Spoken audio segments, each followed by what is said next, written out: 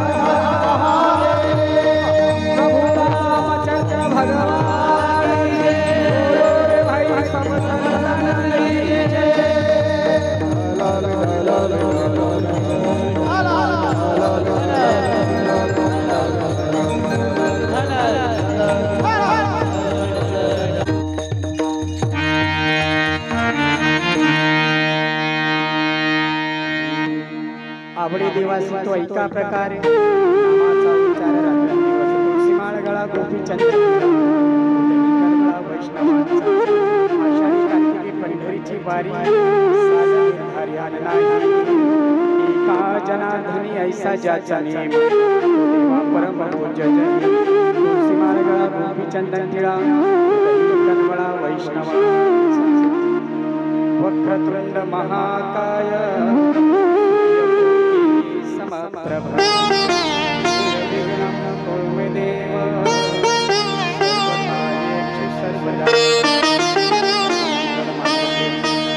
सर्वार्थ साधिके शरण्य त्र्यंबके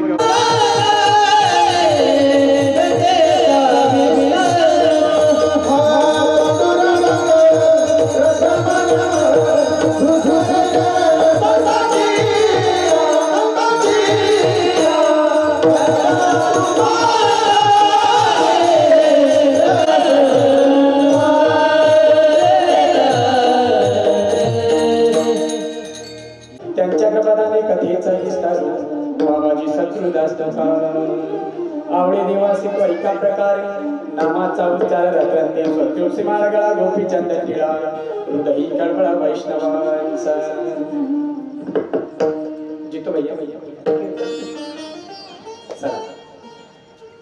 वेद शास्त्राच्या ध्येय साधू संतांच्या विचाराने शूरवीरांच्या रक्ताने कष्टकऱ्यांच्या घामाने वारकऱ्यांच्या प्रेमाने आणि गरीब कष्टकरी शेतकऱ्यांच्या श्रमाने पवित्र आणि पुण्य झालेला पवित्र महाराष्ट्र भूमीच्या ऐतिहासिक नगरी धुळे जिल्ह्यातील श्री क्षेत्र वारकुंडा या गावामध्ये चैतन्य गौतमगिरी बाबा आणि भोले बाबा यांच्या दरबारामध्ये बसलेल्या सर्व भक्तिवती माता ईश्वर स्वरूपिता ज्ञानवंत गुणवंत बंधू ज्ञानवंत गुणवंत कीर्तिवंत पुण्यवंत गावातील परिसरातील तथा बाहेरून भजनी गुणवंत या सर्वांच्या समक्ष आजच्या कीर्तन रूपी सेवेसाठी निवडलेला अभंग वेद सुज्ञ भक्ती तज्ञ वारकरी तत्वज्ञ वेदाचा अर्थ अभंग समर्थ वारकऱ्यांचा परमार्थ दगडातला देव माणसातला देव नदीतला परीस जवनास कृपावंत गावबास ज्ञानवंत आणि गाढवातला भगवंत हरी पिता गिरजापती पारदास पंतू श्री क्षेत्र दक्षिण काशी पैठण निवासी शांती प्रब्रह्म एकनाथ महाराजांचा 4 चरणाचा अभंगाच्या कीर्तन सेवेसाठी निवडलेला आहे विठ्ठल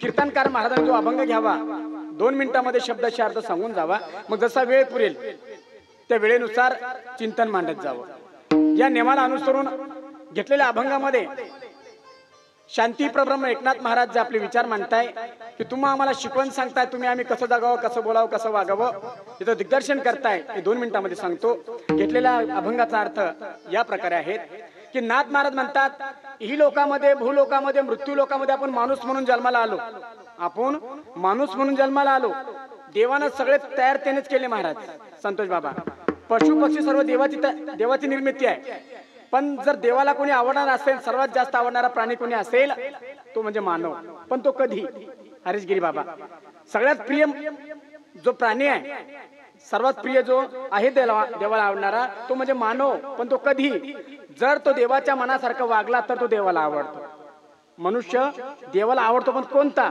मग देवाला आवडण्यासाठी आपण काय करावं ते महाराज या अभंगामध्ये सांगतात माय काय काय करावं तर महाराज म्हणतात, जी व्यक्ती, जे स्त्री, जो पुरुष रात्रंदिवस देवाचं भजन करतो, देवाचं चिंतन करतो, देवाचं नामस्मरण करतो, तो देवाला आवडतो. मग आवडे देवासी तो ऐका प्रकार, नामाचा उच्चार रात्रंदिवस. ठीक आहे महाराज, आम्ही देवाला आवडण्यासाठी आजपासून देवाचं भजन करू, देवाचं चिंतन करू, देवाचं पूजन करू. पण महाराज म्हणतात थांबा, अर्ध ऐकून पळत जाऊ नका, पूर्ण ऐकून घ्या. देवाचं भजन करण्यासाठी देह पवित्र पाहिजे, हे शरीर पवित्र पाहिजे. काय खायचं आणि काय प्यायचं, भजनात जाऊन बसायचं चालत नाही. भजन ते वंगाळवाने आणि नरका जाणे, किंवा इंद्रियासी नेम नाही, मुखी राम म्हणून काही. मग इंद्रिय ताब्यात ठेवा, हे शरीर पवित्र ठेवा, देह पवित्र करा, आणि असा पवित्र देह घेऊन जर देवाचं भजन केलं तर ते देवाला पावतो. ठीक आहे नाथ बाबा, पण देह पवित्र कशाने होईल हो ते तर सांगा. तर महाराज तुळशी माळ गळा, गोपीचंदन टिळा, हृदयी कनवळा, वैष्णवांचा गळ्यात तुळशी माळ धारण करा, कपाळावरती गोपीचंदन टिळा लावा, भस्म लावा, जो तुम्हाला आवडेल तो टिळा लावा, आणि हृदयामध्ये कळवळा ठेवा, याच्याने देह पवित्र होतो. आणि असाच पवित्र देह घेऊन जर देवाचं भजन केलं तर ते देवापर्यंत पोहोचतं. आता प्रश्न माझा तुम्हाला आहे बर का मावशी, बोलत चाल बर का. माझं कीर्तन चालता बोलता असते. कृष्णा महाराज मुखासे पिशोरकर मोक्या लोकांसमोर कीर्तन करत नाही, कीर्तनात बोललंच पाहिजे माय बर का दीदी. माझ्या बहिणींनो, कीर्तनात बोललं पाहिजे, पण काय बोललं पाहिजे. माईची सून पळून गेली, तिचे लेकीनं असं केलं, असं वाईट नाही बोललं पाहिजे. मग फक्त विठ्ठल विठ्ठल बोलायचं, आणि महाराज म्हणजे जेवढं विचारीन त्या प्रश्नाचं उत्तर हो नाही शब्दामध्ये द्यायचं. बोलत चला. आता देवानं आपल्याला हे शरीर दिलंय, बोलत चला बरं का माय. देवानं डोळे दिलेत कशासाठी, देवानं डोळे दिलेत त्याच्या मंदिराची वाट पाहण्यासाठी. देवानं हात दिलेत कशासाठी, कोणाला म्हणलं कापूस चोरासाठी. हा, देवानं हात दिलेत टाळी वाजवण्यासाठी. देवानं तोंड दिलं त्याचं नाम घेण्यासाठी. देवानं हृदय दिलं त्याचं प्रेम साठवण्यासाठी. देवानं पाय दिलेत त्यासाठी, चपला चोरून नेण्यासाठी. ऐका, देवानं पाय दिलेत वारी करण्यासाठी. मग कोणती वारी, आषाढी कार्तिकी पंढरीची वारी. आषाढी आणि कार्तिकी पंढरीची वारी करण्यासाठी देवानं पाय दिलेत. आज त्र्यंबकेश्वरची वारी आहे, पण आपण दुर्दैवी आहे की आपण त्या वारीला जाऊ शकलो. आपण आभागी म्हणायचं बाबा स्वतःला. काय म्हणतात, आज वारी आहे चला. आणि या वारी करण्यासाठी देवानं पाय दिलेत, म्हणून तिचा उपयोग पायाचा वारी करण्यासाठी करायचा. आषाढी कार्तिकी पंढरीची वारी आणि साधन निर्धारी आन नाही.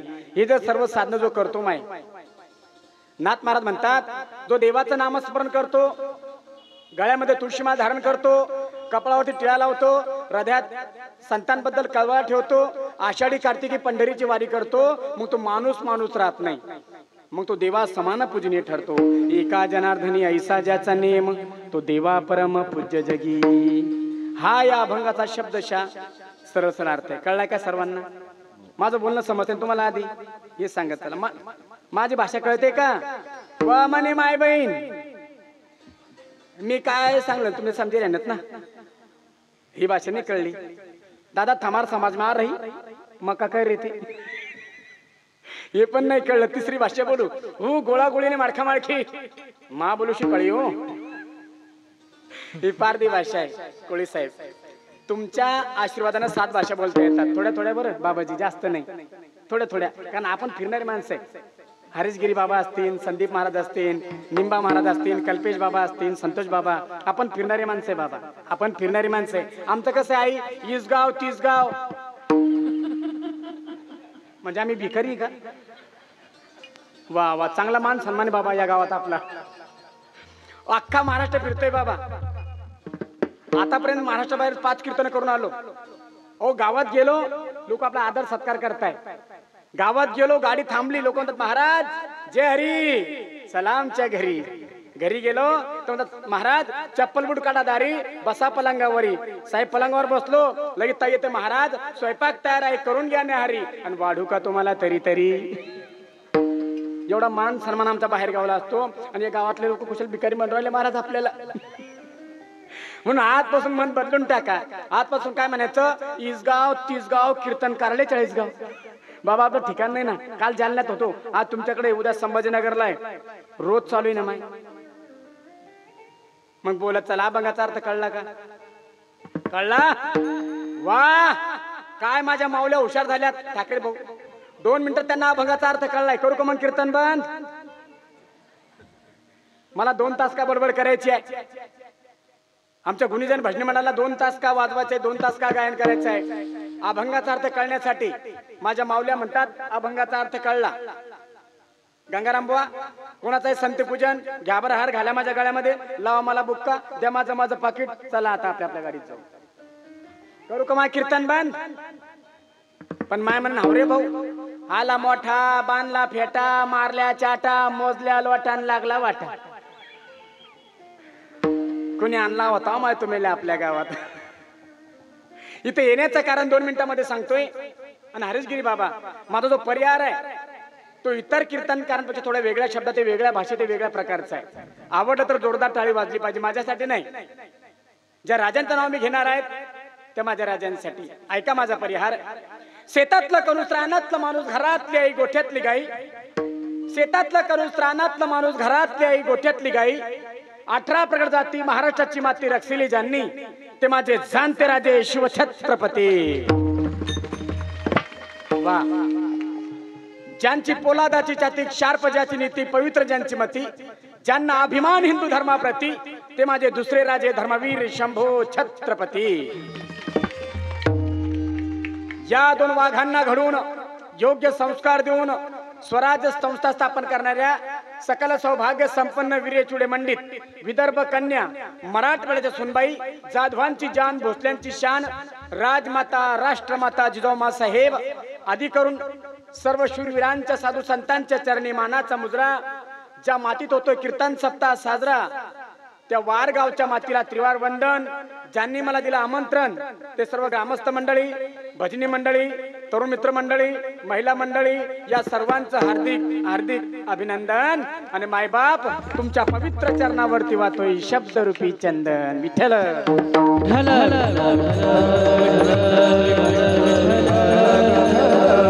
चला, आज वार या गावातील सप्ताहाचा 10वा वर्ष आणि 10व्या वर्षाचा दुसरा दिवस माझ्या वाट्याला आला. मला गंगाराम बुवांचा एक 15-20 दिवसापूर्वी फोन आला, महाराज तुमचा कोणता दिवस घालू? मला 10वा सोडून कोणताही घाला, 10वा 13वा सोडून कोणताही घाला, फक्त 10वा घालू नका, जगू द्या मला काय दिवस. म्हणले बाबा 25 तारीख मला अतिशय योग्य आहे, तीच खाली होती. चला महाराज, मी आल्यापासून बोलतो टाळी वाजवा भजन करा, टाळी वाजवा भजन करा. काय नियम आहे, काय शास्त्र आहे? ऐका. कीर्तनात बसल्यानंतर, कथेमध्ये बसल्यानंतर आमचे गुरुवर्य हरीशगिरीजी बाबा यांच्या मुखातून माझ्या नवनाथांचे चरित्र या ठिकाणी श्रवण करताय तुम्ही. ते कथा ऐकण्याचे काही नियम आहे, कीर्तन ऐकण्याचे काही नियम आहे. ऐका. 7 दिवस तुम्ही या ज्ञानगंगेमध्ये, या प्रवाहामध्ये तुम्ही, जसा आता महाकुंभ मेळा चालू आहे तसा आपल्या गावामध्ये कुंभ मेळा चालू आहे. संत मंडळी आपल्या गावात आलेली आहेत आणि आमच्या हरीशगिरीजी बाबा यांच्या अमृतवाणीतून आपण माझ्या नवनाथ महाराजांचं चरित्र, माझ्या भगवंताचे 9 अवतार जे आहेत ते चरित्र आपण श्रवण करताय. त्या ज्ञानगंगेमध्ये आपण स्नान करताय. आपलं या ठिकाणी खऱ्या अर्थानं कुंभ मेळा आहे, 7 दिवस बरं का. मग त्या कुंभ मेळ्यामध्ये तुम्हाला पवित्र व्हायचं असेल, या कथेमध्ये पवित्र व्हायचं असेल, कीर्तनामध्ये पवित्र व्हायचं असेल, त्याला सोपी नियम आहे, सोपा नियम आहे. कथा, कीर्तन, हरिपाठ ऐकण्याचं पुण्य जर पदरात पडत असेल, सोपा नियम आहे. ऐका. कीर्तनात बसताना शांत बसायचं नाही, मग का चिमटे घ्यायचे एकमेकीला, चिमटे घ्यायचे नाही. ज्या जेव्हा विठ्ठल विठ्ठल नामस्मरण होईल त्या सर्वांनी विठ्ठल विठ्ठल म्हणायचं आणि हाताने टाळी वाजवायची, तर कीर्तन कथा ऐकण्याचं पुण्य पदरात पडतं. बरं. कीर्तनात टाळी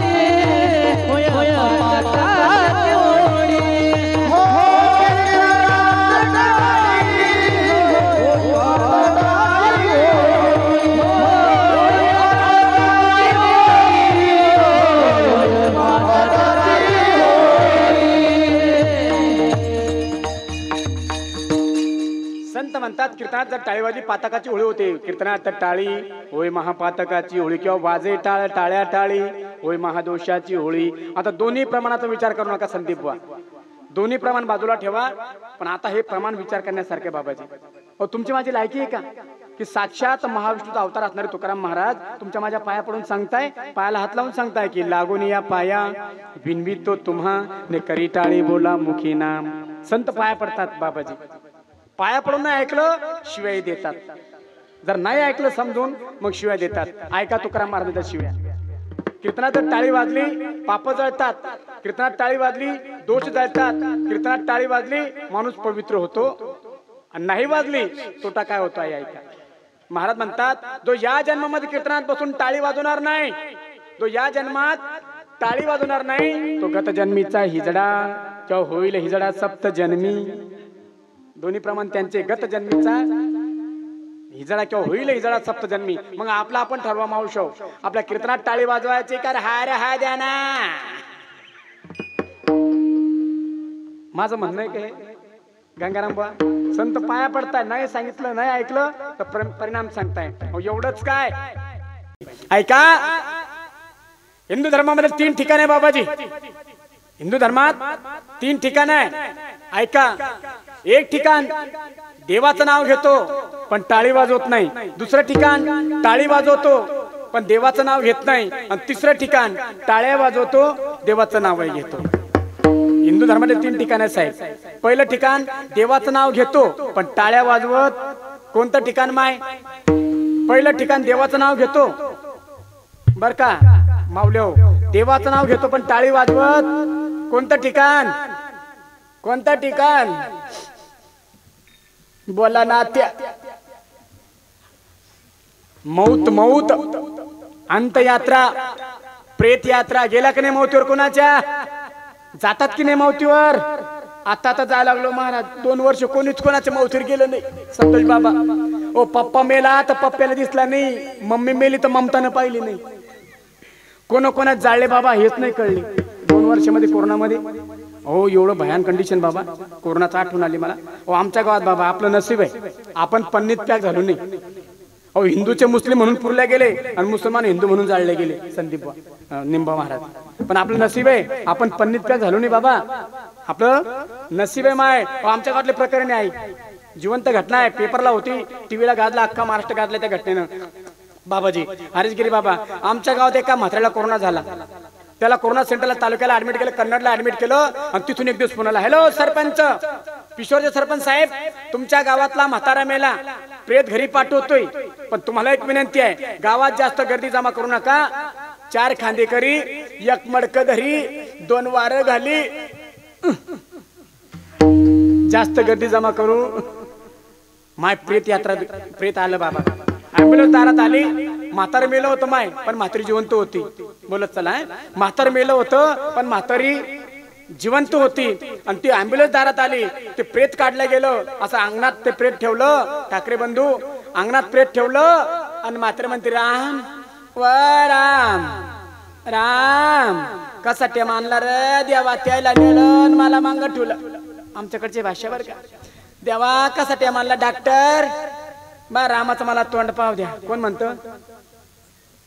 म्हातारी म्हणते माझ्या रामाचं मला तोंड पाव द्या. डॉक्टर म्हणे आई तुझ्या रामाला कोरोना होता, ते जंतू बाहेर पसरतील, तुला कोरोना होईल म्हणे मरू द्या.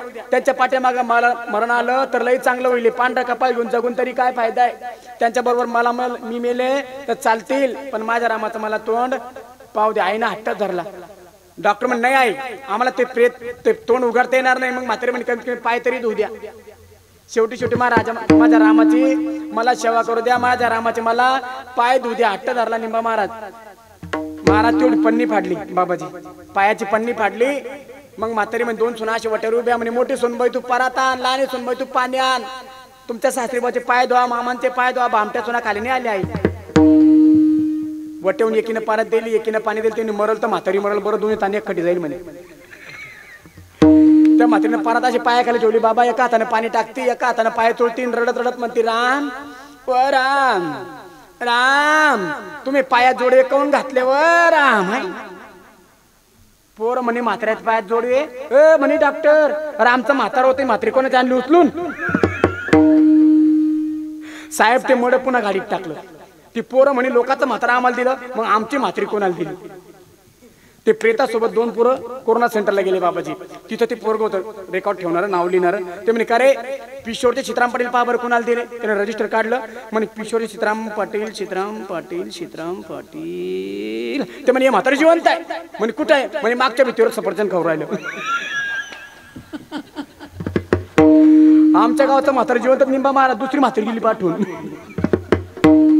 पण आपलं तसं झालं काय, आपण पन्नीत पॅक झालं ना. आपलं भाग्य ना, जेव्हा 3दा वाचवलं माय आपल्याला. 2दा कोरोनातून वाचवलं. मागच्या वर्षी काही डुबून मेले, काही वाहून मेले, काही भिंती खाली दबून मेले. आपण वाचलो नाही. कशासाठी वाचलो असेल बरं. 3दा देवानं आपल्याला जीवदान दिलं. कशासाठी. जमलेलं लग्न मुळासाठी का भाऊबंधांचे बांधकोरासाठी. ऐका, काय पुण्य शिल्लक असेल तर कथा कीर्तन ऐकण्यासाठी, आणि पाप शिल्लक असेल तर ते भोगण्यासाठी. मला ठिकाण सांगायचे बाबाजी. पहिलं ठिकाण अंत्ययात्रा. मौतीवर आपण जातोय. काय म्हणतोय. राम बोलो भाई राम, किंवा राम नाम सत्य है, राम नाम सत्य. टाळ्या वाजवतो निंबा महाराज. मौतीवर आपण राम नाम सत्य म्हणतो, राम बोलो भाई राम म्हणतो, पण टाळ्या वाजवत. पहिलं ठिकाण देवाचं नामस्मरण करतो, पण टाळ्या वाजवत नाही. एक ठिकाण. आता दुसरं ठिकाण गंगारामबा, जिथं टाळ्या वाजवतो पण देवाचं नाव घेत नाही. झालं आता मागे एकदा आमदारकी, आता आली पुढे झडती. ते तुमच्या गावात येतील, सभा घेतील. ते म्हणतील माझ्या मतदार बंधू आणि भगिनीनो, मागच्या आपल्याला ज्याला तुम्ही निवडून दिलं त्याने सर्कलचं वाटोळं केलं, घोटाळे केले. या पाळीला जर मला निवडून देसाल त्याचे राहिलेले अर्धे घोटाळे मी पूर्ण करीन. तुमच्या गावासाठी पूल बांधून देईन. लोक म्हणतात साहेब आमच्या गावाला नदीच नाही. ठीक आहे, आधी नदी मंजूर करील, मग तिच्यावर पूल बांधीन. आपण टाळ्या वाजवतो माझ्या सभेमध्ये, देवाचं नाव घेतो. पहिलं ठिकाण गंगाराम महाराज, देवाचं नाव घेतो, टाळ्या वाजवत नाही. अंत्ययात्रा. दुसरं ठिकाण टाळ्या वाजवतो, देवाचं नाव घेत नाही. राजकारणी लोकांची सभा. आणि तिसरं ठिकाण देवाचं नावही घेतो, टाळ्या वाजवतो. ते म्हणजे कथा कीर्तन हरिपाठ. मग वाजवा टाळी आणि करा भजन. विठ्ठल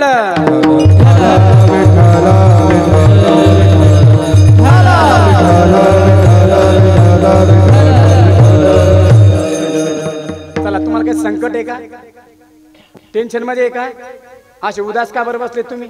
फ्रेश राहायचे कीर्तन ऐकताना असं उदास बसू नका की तुमच्याच हरभऱ्यावर घाटाळी पडली, तुमच्याच कपाशीचं फरदाड गेलं, तुमचंच लय नुकसान झालं, असं नका बसू. अगदी फ्रेश. शेतकऱ्याने नाराज व्हायचं नाही. बचेंगे तो और भी लढेंगे बाबाजी, बचेंगे तो और भी लढेंगे. गई तो गई कपासी, हम गहू हरभरा पेरेंगे, लेकिन हिम्मत नाही हारेंगे. हिम्मत हारायचं नाही. फ्रेश. उदास बसायचं नाही. हो साहेब एका गावात कीर्तनासाठी गेलो. एवढं उदास महाराज. एक आजीबाई रडायला लागली. आजीबाई समोर बसली आणि ती रडायला लागली. मला वाटलं सासू आणि सोन्याचं भांडण झालं असेल, म्हाताऱ्याचा म्हातारीचा काहीतरी झगडा झाला असेल. आपण महाराजांनी लोकांच्या संसाराकडे लक्ष द्यायचं नाही, आपलं कीर्तन करायचं, गाडीत बसायचं, निघून जायचं बाबाजी. मी हे लक्षात ठेवलं. तिथला वेळ हाच होता 9 ते 11 बाबाजी. हो 11:15 झाले बाबा, पण रडणं काही थांबे ना. मग मला राहलं नाही. मला संदीप बुवा, निंबा महाराज, कल्पेश बुवा, आवाज कमी करा, गायन करू नका. वातावरण शांत झालं महाराज. तुम्हाला नाही बरं तिथे बोलतो मी. आवाज एकदम शांत झाला. मी आईला हात जोडले. मला आजी आल्यापासून बघतो तुम्ही ढसा रडताय, माझं काही चुकलं का, मी काही अपशब्द बोललो का, माझा शब्द तुमच्या काळजाला लागला का. म्हातारी म्हणे नाही भाऊ. मग म्हणलं तुम्ही रडता का. म्हातारी म्हणे काय सांगू भाऊ तुले. विदर्भातली म्हातारी होती आई. म्हणलं काहीतरी सांग ना आजी मले. आजी म्हणे काय सांगू भाऊ तुले. म्हटलं काहीतरी सांग ना आजी मले. आजी म्हणे भाऊ मागच्या हप्त्यात धुळ्याच्या बाजारात नेला, मागच्या हप्त्यात धुळ्याच्या बाजारात न्याला. खाटका चांगला 5,000 मागितला विक्की भाऊ, पण मी दिला नाही. आणि काल रात्री 500 लागून मेला माझा दाढीवाला बोकड्या. तुझी दाढी पाहिली मला त्याचाच ध्यान येऊ राहिलं. तर तुम्हाला काही ध्यान येत नाही ना, तुमचं ध्यान कीर्तनात आहे ना. मग वाजवा टाळी आणि करा भजन. विठ्ठल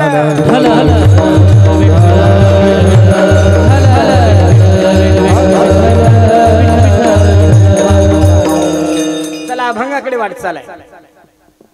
आजच्या अभंग सुरत आवड या शब्दापासून आहे. आणि आवडता जर विषय पाहिला या महिमंडलामध्ये भूमंडलामध्ये जगणाऱ्यामध्ये 3 वर्ग पडतात, 3 प्रकार आहे. एक देव, जीव आणि संत. सोपं सांगू, जगतात ते जीव, जगवतात ते देव आणि जागवतात ते संत. 3 प्रकार, 3 वर्ग आहे आणि तिघाच्यावर वेगळे आहे निंबा महाराज. प्रकार 3 आहे आणि आवड तिघांची वेगळी आहे. आता पहिली आवड पाहू आपण संतांची. संतांना काय आवडतं? तुम्ही आळंदीला जा आणि माऊलींचं दर्शन घ्या आणि माऊलीने विचारा, माऊली हो ज्ञानोबराया तुमची आवड सांगा ना. मी वारकुंडाने आलो तुमची आवड विचारण्यासाठी.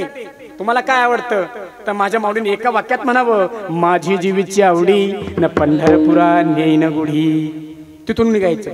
मग थोडं पुढे जा देहूला. तुकाराम महाराज तुमची आवड काय आहे?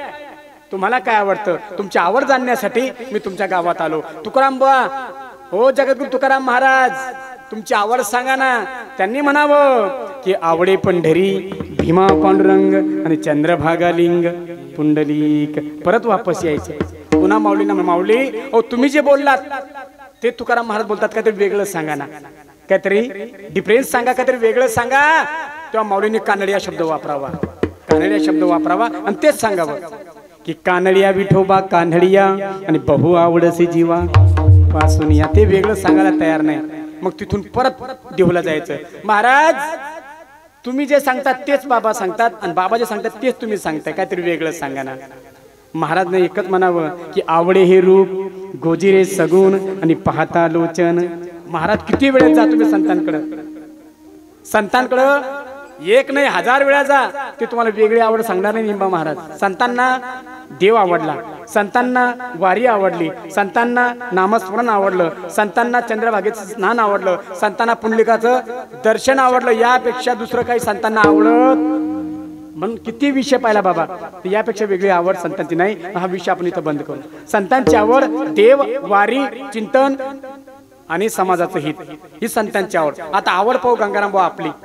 जीवाला काय आवडतं? तुम्हाला मला काय आवडतं? या जीवाची आवड पंचमहाविषय, शब्द, रूप, रस, गंध आणि स्पर्श, ही जीवाची आवड. पहिला आवडतं शब्द. कोळी साहेब पहिला आवडतं शब्द. आता मी काय विद्वान नाही, मी काय पंडित नाही, मी काय मोठा महात्मा नाही, पण वेडवाकडं बोलतोय. तुम्ही 1 तास मला ऐकणार आहात या ठिकाणी. बघा माझे शब्द तुम्हाला आवडतात म्हणून तुम्ही 1 तास या ठिकाणी बसणार आहात माझ्या समोर. ऐका, म्हणून शब्द आवडतात.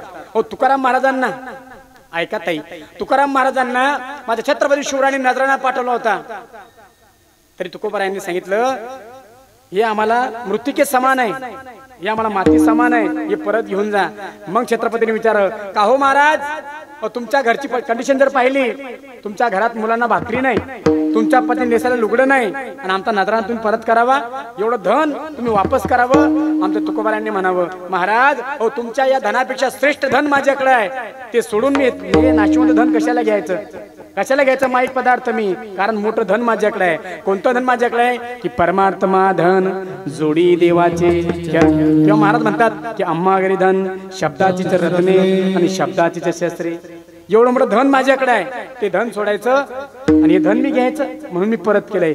आमच्या घरी शब्दरूपी धन आहे आणि ते धन एवढं आहे की लाखो लोक लाखो पिढ्या संपतील, अनेक युग संपतील, पण ते धन संपणार नाही. कारण तुका म्हणे पोते आणि देवे भरले नोहे रीते. अहो देवानं भरलेलं पोतं आमच्याकडे आहे, हे तुमचं धन आमच्या काय कामाचं आहे हे तुम्हाला कळणार नाही. थोडं आध्यात्मिक बोललं का थोडं डोक्यावरून जातं. आपलं सांगतो, आपल्याला धन शब्द किती आवडतात एकमेकाला. ज्या मुला मुलीचं लग्न जमलंय, झालं नाही बरं अजून मित्रमंडळी, 8वा गुरु चालू आहे, गुढीपाडवा संपला की मग तारीख निघणार आहे. आता फक्त जमलंय त्यांना बघा ना काय आवडतं एकमेकाचं बोलणं. कल्पेश बा तुमचं झालंय का? झालं नाही अजून? लय सुखी आहे तुम्ही? या मला विचारा तुम्ही तिघांना काय कंडिशन आहे बाबा. ज्याचे झाले ना कल्पेश महाराज, ज्याचे लग्न झाले ना ते पस्तावू राहिले, ज्यांचे लग्न झालं ना ते पस्तावू राहिले बाबाजी, आणि त्यांचं राहिलं ते तरसू राहिले. दोन्ही दुःख त्याच्यावर सुखात कोणीच नाही. लग्न एवढी मोठं जखम आहे महाराज. ऐका, प्रत्येक गोष्टीला महाराज जखम झाल्यावर हळद लावतात, इतर जखम झाल्यावर हळद लावतात, पण लग्न एवढी मोठी जखम आहे ती होण्याच्या आधी हळद लावतात आणि अख्ख्या अंगाला लावतात, कारण जखम कुठे होईल सांगता येत नाही. म्हणून अख्ख्या अंगाला हळद लावता. ऐका, माझा विषय तो लांबला होता की ज्या मुला मुलीचं लग्न जमलंय, झालं नाही बरं अजून, पुढचं 2-4 महिन्यात त्यांचं लग्न आहे बघा, त्यांना काय आवडतो एकमेकाचं बोलणं, किती आवडतं महाराज. तुम्ही सकाळी मला फोन केला, हॅलो कृष्ण महाराज केव्हा येणार आहे, रात्री कुठे होते, बरं मग ठेवू का, 1 मिनिटामध्ये काय म्हणतो बाबाजी आपण, ठेवू का, हो सकाळी मला गंगारामांचा फोन आला, बाबा तुम्हाला उपवास आहे का, काय व्यवस्था करायची, लवकर या, बरं मग ठेवू का, 1 मिनिटात काय म्हणतो साहेब आपण, ठेवू का. रात्रभर बोलतो, ज्यांचं लग्न जमलो तो रातभर बोलते, काय बोलत असतील बरं एवढं मोठं, रोज रात्री फोन लावतो एकमेकाला, ते रात्र बोलते पाहून ते काय बोलते, हॅलो जेवली का, झोपली का, मम्मी कुठे आहे, पप्पा कुठे, हो 5पणा तोच, दुसरं काय बोलतील बाबा. हो आमच्या गावातली कंडिशन मला सत्य घटना आहे. आमच्याकडे आता एक प्रथा चालू झाली महाराज, 7 ते 9 कीर्तन असतं बाबाजी आणि 9 ते 11 पंगत असते. अख्ख्या गावाला पंगत राहते, आमच्याकडे छोटे छोटे गाव आहे, अख्ख्या गावाला पंगत, 7 ते 9 कीर्तन आणि 9 ते 11 पंगत असते. हो 7 ते 9 कीर्तन संपलं, 10 वाजता मी घरी आलो महाराज. आमच्या गल्लीतल्या मुलाचं आणि पलीकडे गल्लीतल्या मुलीचं लग्न ठरलेलं आहे. हो ते मुलगा ढाब्यावर छतावर, मी खाली गाडी ठेवून उभी केली आणि त्यानं मुलीला फोन केला, मी ऐकतो, तुम्ही हॅलो सखे झोपलीस का, झोपली असेल तुझे गोड गोड स्वप्न मला पाठव, जागी असेल तुझ्या सुंदर सुंदर आठवणी मला पाठव, तू बागेत असतील फुलाच्या पाकळ्या मला पाठव, तू जर धाब्यावर असतील तुझ्या परफ्यूमचा सुगंध मला पाठव, पोरगी म्हणे मी भांडे घासू राहिले, खरगट पाठवू का.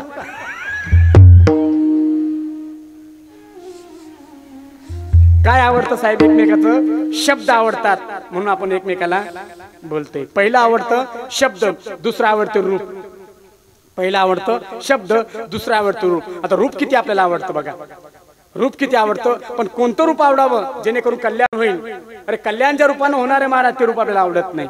आणि ज्या रूपामुळं नाशवंत रूप जे आहे आई साहेब, ते आपल्याला आवडतं. बघा तुमचं माझं रूप महाराज हे टिकणार आहे का, आणखीन 5 वर्ष तुम्हाला या गावात बोलवा, माझी दाढी पांढरी होईल, माझे एक चष्मा डोळ्यावर असेल, दात पडलेले असतील, हे रूप ढळणार आहे बाबा.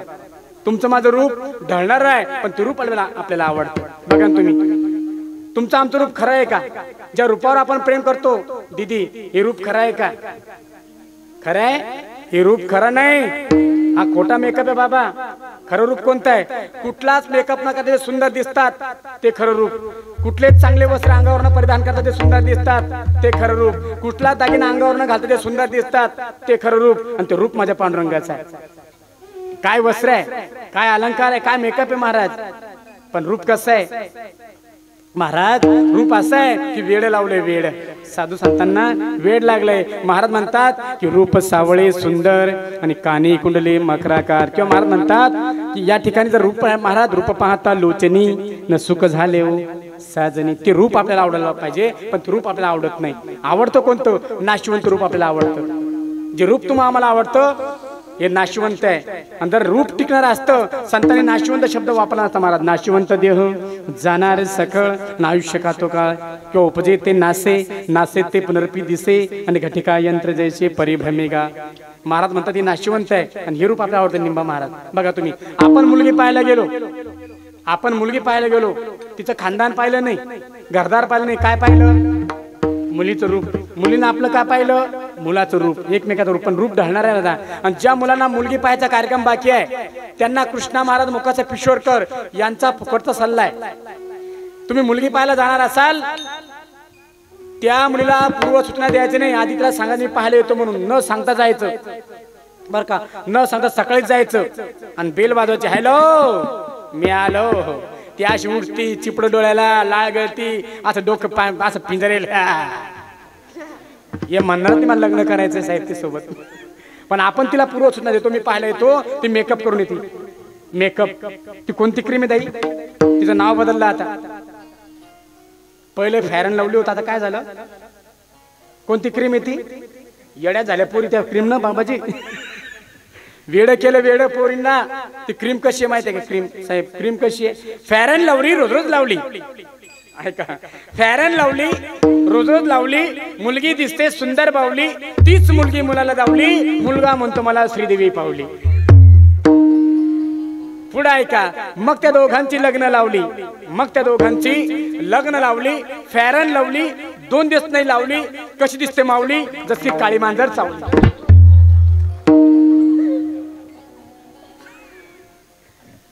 कारण फेअर अँड लवलीचं रूप खोटं आहे महाराज, ते रूप ढळणार आहे, त्या रूपावर प्रेम करून फायदा होणार नाही. हो आमच्या गावातलं उदाहरण सांगतो महाराज, या रूपावर गर्व करू नका. नाथ महाराज म्हणतात शरीर संपत्ती मृगजळ भान जाईल नासून खरी नोहे. हे शरीर हे नासून जाणार आहे, याच्यावर विश्वास ठेवू नका. हाड चले जैसे बन के लकड़ियां ऐसे चले जैसे हाड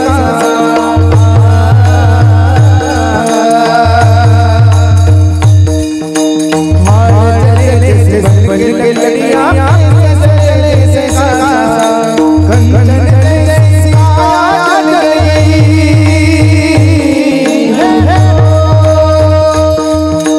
कंगन जैसी आग गई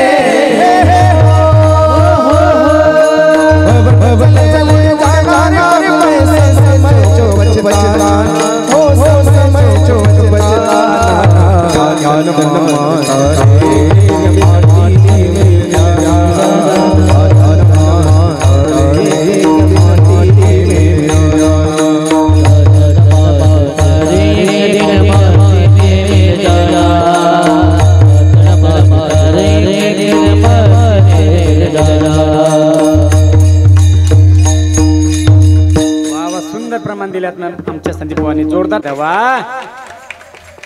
ऐका, टाळी वाजवण्यात फायदा तुमचाही आहे आणि फायदा आहे आमचाही आहे.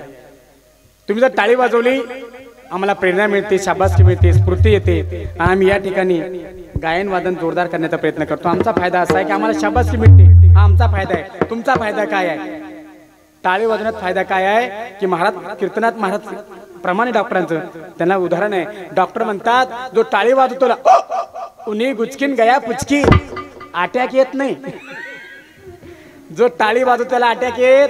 तुम्ही कधी पेपरला बातमी वाचली का हिजड्याला अटॅक आला? टीव्हीला बातमी आली का किन्नर अटॅक येऊन मेला? कारण त्यांना अटॅक येत काय येत नाही माऊल्या, त्यांना अटॅक काय येत नाही कारण ते आपण वाजवा इथं गल्लीनं वाजवच्या लोक मध्ये गेले कामातून, म्हणून कीर्तनात टाळी वाजवायची, अटॅक येत नाही. आणि दुसरा फायदा आहे पाप जळतात. दोन फायदे ना महाराज गंगारामबा, दोन फायदे, पाप जळतात, अटॅक येत नाही, म्हणून टाळी वाजवलं पाहिजे. त्याला महाराज ऐका, आपलं उदाहरण इथून लांबलं होतं की ज्या रूपावर आपण प्रेम करतो, पहिला आवडतं शब्द, दुसरा आवडतं रूप, पण ते रूप खरं आहे का ते खोटं आहे का? या रूपावर गर्व करू नका. बाबाजी आमच्या गावात एका गरीब बाबाच्या मुली पोटी सुंदर कन्या रत्न जन्माला आले. सुंदर कन्या मुलगी जन्माला आली, बघता बघता वयात आली, लग्नाचे योग्य झाले. आणि जो तो म्हणायचा, प्रत्येकाला वाटायचं का हो देता का तुमची मुलगी माझ्या मुलाला? कोणी मग का हो देता का तुमची माझ्या भाच्याला? का हो देता का तुमची माझ्या पुतण्याला? आणि बापाला गौरव चढलाय. बाबा तुम्ही माझ्या मुलीसारखी मुलगी अख्ख्या कन्नड तालुक्यात नाही. गंगाराम महाराज तो म्हणायचा माझ्या मुलीसारखी मुलगी अख्ख्या कन्नड तालुक्यात नाही. असं वाटतंय जणू की स्वर्गातली अप्सरा माझ्या घरी आली. मला माझी मुलगी द्यायची आहे, पण जावई लय शिकेल पाहिजे. काय म्हणत साहेब तो, मला मुलीचं लग्न करायचं आहे पण जावई लय शिकलेला पाहिजे. पण किती शिकले त्याला माहित नव्हतं, कारण ते होतं अंगठे बहादर, त्याला डिग्री वगैरे काहीच माहित नव्हतं. फक्त एकच मला मुलगी द्यायची आहे पण जावई लय शिकलेला पाहिजे. आणि ही बातमी गेली कलेक्टरच्या कानावर. एक दिवस कलेक्टर आले, तुमचा गरीब का अशा पण मुलगी सुंदर आहे का हो? राम राम राम राम. गणपत पडले आपणच का? हो मीच. तुमच्याकडे मुलगी लग्नासारखी आहे ना, देता का मला? म्हणे तुम्ही कोण आहे? म्हणे कलेक्टर. ते म्हणे कलेक्टर म्हणजे काय? तुम्ही जिल्हाधिकारी. म्हणे तुमच्यापेक्षा मोठा शिकेल नाही कोणी एखादा. पा बाबाजी कलेक्टरला त्यांनी नाकारलं, तुमच्यापेक्षा मोठा शिकलेला नाही का? त्याने परत केला, कलेक्टर परत केला. आणि ही बातमी गेली आपल्या घाटीचे बॉस त्यांच्या कानावर. ते म्हणताला गरीब का असे ना पण मुलगी सुंदर आहे. ते आले एक दिवस, हॅलो राम राम राम राम. गणपत पाटील तुम्हीच का? हो मीच. तुमच्याकडे मुलगी आहे विवाहासारखी, विवाह योग्य आहे ना, देता का मला? म्हणे तुम्ही कोण आहे? म्हणे डॉक्टर. म्हणे सर्दी पडशाची. ओ येडपट, सर्दी पडशाचं नाही, 10,000 डॉक्टर माझ्या हाताखाली कामाला आहे, मी बॉस आहे घाटीच्या धुळ्याच्या, म्हणजे तुमच्यापेक्षा मोठा शिकेल नाही कोणी एखादा. साहेब त्यानं कलेक्टर वापस केला, त्यानं घाटीचा बॉस वापस केला आणि ही बातमी गेली बकऱ्या चालणार पोराच्या कानावर. बकऱ्याच म्हणतात तुमच्याकडे, बकऱ्या चालणार शेळ्या चालणार पोरग ते होतं 4थी नापास. त्याच्या कानावर बातमी गेली, ते म्हणे आपण ट्राय करायला काय हरकत आहे, ट्राय करून पण म्हणे जमलं तर जमलं वा. कलेक्टर वापस गेला, डॉक्टर वापस गेला, आपल्याला काय अपमान वाटायचा आहे. महाराज ते होतं 4थी नापास निंबा महाराज, पण ते माइंडेड होतं सर, ते लय हुशार होतं. त्या भाड्यानं भाड्याचा कोट घेतला, कळले तुम्हाला, भाड्याचा कोट घेतला. आता माझा सूट बूट टाय लावला आणि हा हायवे ना कोणता आहे सुरत ते ना आपला हा जो मेन हायवे, या हायवेला जाऊन उभं राहायला सरतो. असं पुढं आपल्या गणपती मंदिर आहे ना तिथं उभं राहायला. 2 टेम्पो आपले धुळ्याहून भरले आणि चालले पुढे गुजरातला. रद्दी हो, दुसरं काही नाही, निंबा मारा रद्दी. टेम्पो रद्दी भरले, 2 टेम्पो गुजरातला चालले, धुळ्याहून भरले गुजरात चालले. थांबा, ते घाबरतो नाही कारण आरटी तर नसेल, ड्रायव्हर म्हणे एकमेकाला आरटी तर नसेल. साहेब काहीच नाही सर, सर रद्दी आहे सर गाडीमध्ये. दोन्ही टेम्पो साईडला घ्या. साहेब काहीच नाही सर, सर रद्दी आहे सर. तर आमचा मालक लय खतरनाक आहे सर, जर उशीर झाला ना आमची नोकरी जाईल सर, आम्हाला दंड होईल सर. चोप, साईडला लावा गाड्या. साहेब काय 1500 घ्या ते घ्या साहेब, पण गाड्या सोडून द्या साहेब, लय मोठं नुकसान होईल आमचं, आमचा मालक नोकरीवर काढून टाका. चोप, 1500 तुम्हाला दोघाला 1,000 रुपये देईन. म्हणजे कशाबद्दल, फक्त 1 तास 1 घंटा हे टेम्पो माझ्या सोबत घेऊन चाला. तुम्ही 1 घंटा बरोबर ना सण, नगदी पैसे घ्या. त्यांना 1000 काढले, 2 ड्रायव्हर दिले, जाऊ दे ना 1 तास. अरे काय होतं म्हणे 1,000 भेटते ना, चला म्हणे. बाबा ते 2 टेम्पो पाठीमाग याने पुन्हा कार घेतली भाड्यानं. त्या कार मध्ये हा बसला म्हणे follow me, come on follow me. हा कार मध्ये बसला सर, 2 टेम्पो पाठीमाग. जिथं मुलगी होती महाराज लग्नासारखी, तिथं टेम्पोने उभे केले, घराकडे फाळके केले, तोंड तिकडे केले आणि हा गेला. Hello Ganpat Patil, I am Raju, तुमची पोरगी लग्नासारखी आहे, तुम्ही मजे जावा आणि तिला बाहेर पाठवा, मला तुमची मुलगी दाखवा, मला लग्न करायचे आहे. म्हणे तुमचं शिक्षण, ए ड्रायव्हर दे फाळके खोलून द्या, फट्टावर करा. म्हणे माझं शिक्षण 2 टेम्पो. जेव्हापासून मला कळलं तुम्हाला शिकलेला जावाई पाहिजे, तेव्हापासून डिग्र्या जमायला सुरुवात केली. 3 टेम्पो भरले, 1 घरी उभा केला, 2 सोबत आणले. म्हणे गावातले शिकलेले पोरं रोजाने लावा आणि 1-1 कागद वाचून पावा. तुम्ही बापरे एवढे 2 टेम्पो वाचायला 6 महिने लागतील. अरे दिली म्हणे तुला पोरगी. गंगाराम महाराज नक्की झालं, सुपारी फुटली, लग्न लागलं आणि घेऊन गेलं मुलगी. कोण? बकऱ्या चालणार पोरगी घेऊन गेलं बाबाजी. मग कलेक्टरला कळलं आणि त्याने फोन केला, हॅलो गणपत पाटील, मुलीचं लग्न लागलं? हो लागलं ना. जावई किती शिकेल भेटला? ते म्हणे 2 टेम्पो. सासूला एवढा आनंद झाला महाराज, सासूबाई अख्ख्या गावात उड्या मारायचे, माय माझ्या सोनीचं कल्याण झालं, माझ्या लेकीचं कल्याण झालं, माझ्या लेकीला लय जावई शिकेल भेटला माया मला. बाया म्हणे किती शिकेल तुमचं जावई? ती म्हणे 2 टेम्पो. अख्ख्या गावात बातमी पसरली, 2 टेम्पो शिकेल जावई, 2 टेम्पो शिकेल जावई. आणि पुढे आला धोंडा. संतोष बाबा पुढे आला, धोंडा होता तुमच्याकडे धोंडा. जावई जेव घातले की नाही सासूबाई? ज्या ज्या सासूबाईने जावईना जेव घातलं त्यांना स्वर्गात जागा भेटणार आहे. एका गावात हेच बोललो महाराज मी. एक म्हातारी उठली म्हणे, महाराज ओ कृष्णा महाराज, मला स्वर्गात जागा भेटल का नाही भेटल? म्हणलं काऊन माय, तू जावई जेव घातला नाही का? तुझ्याकडे पैसे नव्हते का? जावायचं काही भांडण होतं का? म्हणजे सर्व होतं महाराज, पैसे होते, सगळं होतं. जावायला एक दिवस फोन केला, जावई बापू जेवायला या. जावई बापू संभाजीनगरला ड्युटीला आहे. म्हणलं जावई बापू रविवार पाहून तुम्ही जेवायला या, गोड जेवण बनवते, तुम्हाला 5 ग्रॅमची अंगठी करते, लेकीला साडी घेते, पण जावई जेवायला या. या रविवारी जावायला फोन केला, जावई जेवायला आला साहेब, पण तसा नाही आला. म्हणलं मग कसा आला? एक ढोसून एक कमराला कोसून मग आला म्हणे मोटरसायकलवर बसून. जसा चोपड्या सडचून सटाकला आणि खिरीच्या भगवण्यात जाऊन पटकला. जसा मोठ्या पोरांना कालडण घाटीत धाडलं, जवळ तर तोंडात झालं. माझी लेक म्हणे मला धोंडाला येणंच नाही झाला, बिना जवाई जेवाचा तसाच वापस गेला. मग मला स्वर्गात जागा भेटेल का नाही भेटेल? मग मी म्हणलं माय, जे जवायला घेतलं होतं ते कृष्णा महाराजांना देऊन टाक, मी देवाला सांगेन म्हात्रीला स्वर्गात जागा दे. ज्या ज्या सासूबाजी जवळ बिना जेवणाचे गेले असतील, मी अजून 1 तासभर आहे इथं गावामध्ये. काही द्यायचं असेल देऊ शकता. चला माय पुढे आला धोंडा. अख्ख्या गावात बातमी पसरली, 2 टेम्पो शिकेल जावई गावात येणारे. अख्खे गाव घरी राहील महाराज काम बंद करून. महिला मंडळ म्हणे माय काम रोजच आहे आपल्याला, पण 2 टेम्पो शिकेल जावई पाहायला भेटन का? अख्खं गाव घरी राहिलं संतोष बाबा. आणि जावई आला, कारमधून उतरला. जेवढी धावपळ, आच्छरदाणी मच्छरदाणी, 10-5 माणसं तानातानी, कोणी बिस्लेरी आणतं, कोणी फॅन लावतं, कोणी थम्सअप आणतं, कोणी फॅन चालू करतं, कोणी एसी चालू करतं. जावई पलंगावर जाऊन बसला साहेब.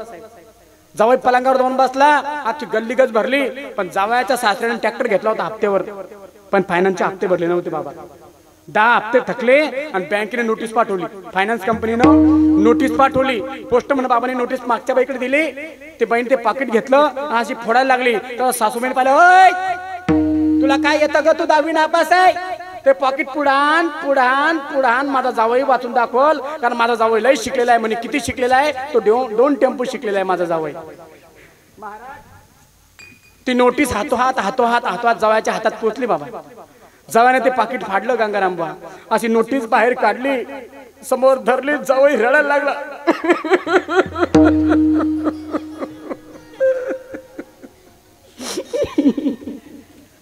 जावयाचं पण सासू रडायला लागली. तिचं पण तिच्या मागची आखी गल्ली रडायला लागली बाबा. आमच्यासारखा कीर्तनकार तो म्हणे काल्याच्या गावात काल्याचं कीर्तन करून गेलो.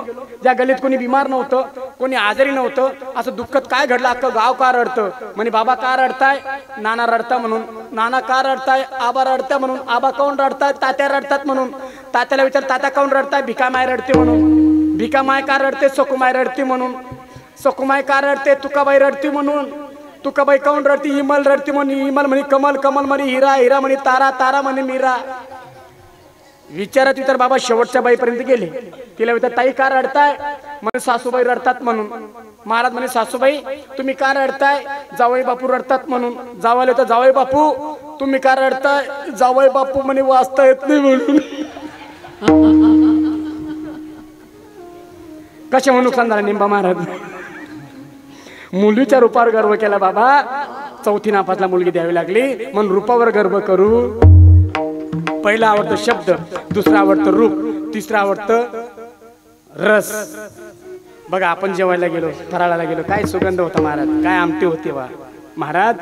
गंध, स्पर्श, रूप, रस, शब्द आणि स्पर्श ही झाली जीवाची आवड. पण नाथ महाराज संतांची आवड विचारात घेत नाही. नाथ महाराज जीवाची आवड सांगत नाही, पण देवाला काय आवडतं हे सांगितल्याशिवाय राहत नाही. कसं सांगतात? पहिल्या चरणात आवडे देवासी आवडे देवासी आवडे देवासी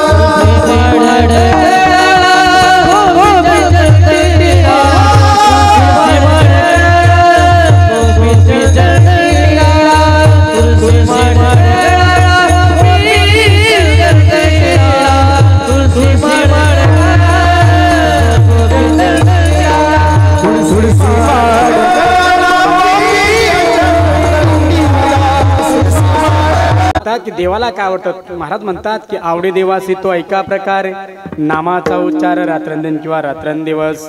रात्रंदिन ते देवाचं भजन करतो तो देवाला आवडतो. रात्रंदिवस तो देवाचं पूजन करतो तो देवाला आवडतो. पण काही लोक म्हणतील महाराज हो कृष्ण महाराज हे तुम्ही भजनी मंडळ आहे, कीर्तनकार मंडळी, कथाकार मंडळी, यांना देवाचं नाव घ्यायचं पैसे मिळतात, पॉकेट मिळतं, आम्हाला काय मिळणार आहे? हो आमच्या मागे एवढे काम आहे, लेबर मिळत नाही, मग आम्ही काम सोडून देवाचं भजन करत बसायचं का? मग आमचा संसार कसा चालायचा?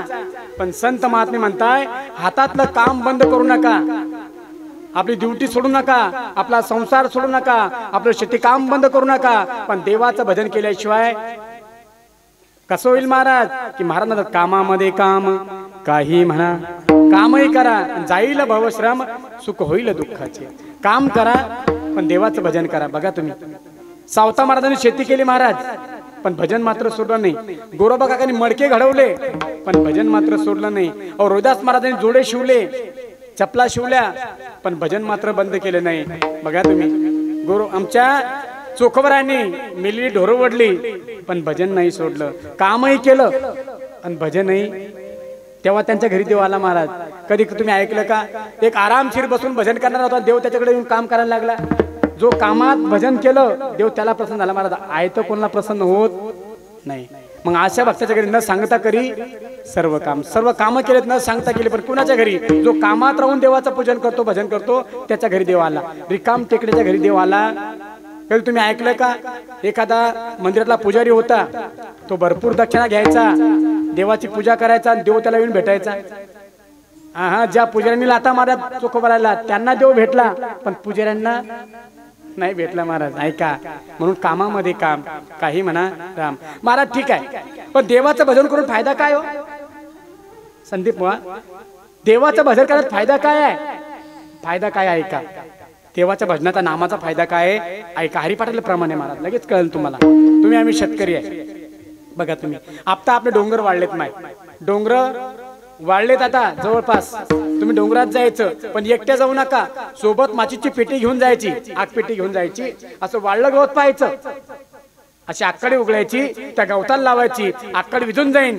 गवत म्हणे ही कशी जिरवली आकडीची, काय होईल? माऊली म्हणतात की तृणाग्नी मेळे समरस झाले, तैसे नाम केले जपता हरी, तैसे नाम जपता हरी, तैसे नाम जपता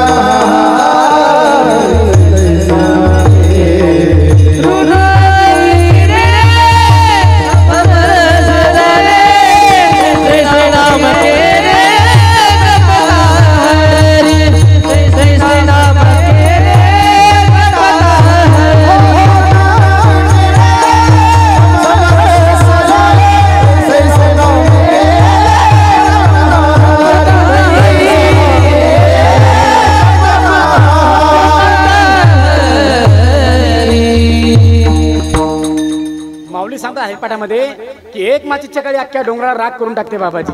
तसं देवाचं एक नाम जप कोटी जाईल पाप, किंवा हरी उच्चारणी अनंत पाप राशी जातील लयाची क्षण मात्रे. एका क्षणामध्ये किंवा महाराज म्हणतात की करती घोष जय जयकार, जळती दोषाचे डोंगर.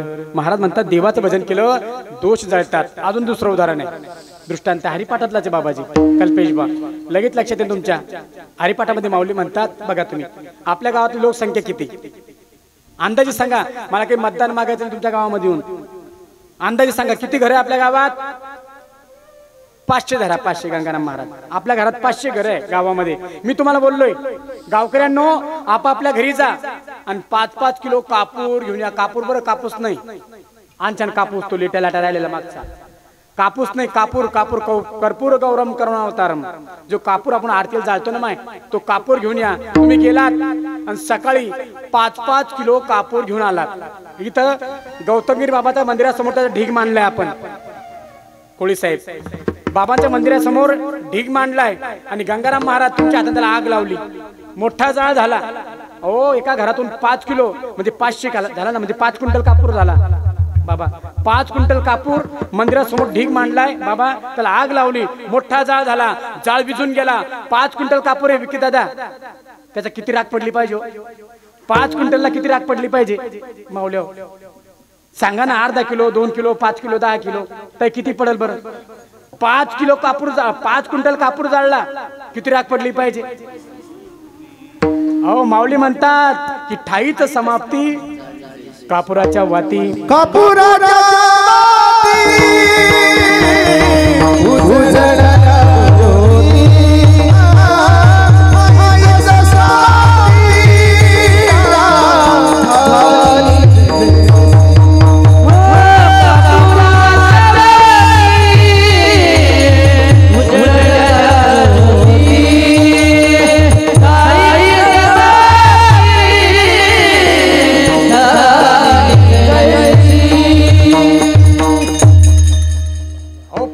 क्विंटल नाही, 50 क्विंटल कापूर जळा दादा, 50 क्विंटल, 1 ग्रॅम सुद्धा राख शिल्लक राहत नाही.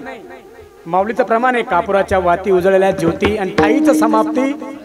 तसं देवाचं नाव, पापाची राख सुद्धा शिल्लक राहू देत, म्हणून देवाचं भजन सांगितलं. ठीक आहे महाराज, पटलंय आम्हाला.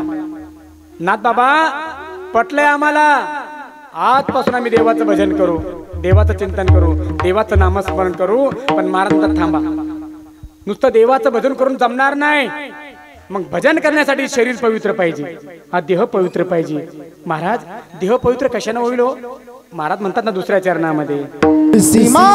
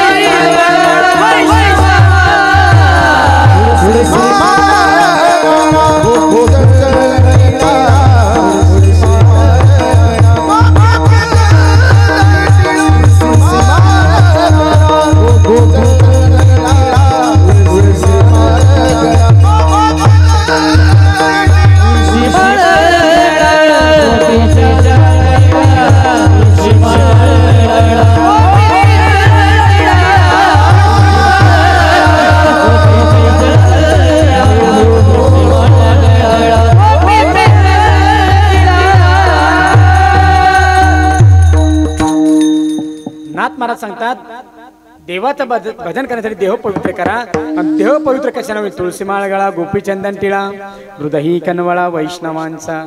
गळ्यामध्ये तुळशी माळ धारण करा, कपाळावरती चंदनाचा टिळा लावा आणि हृदयामध्ये कळवळा ठेवा.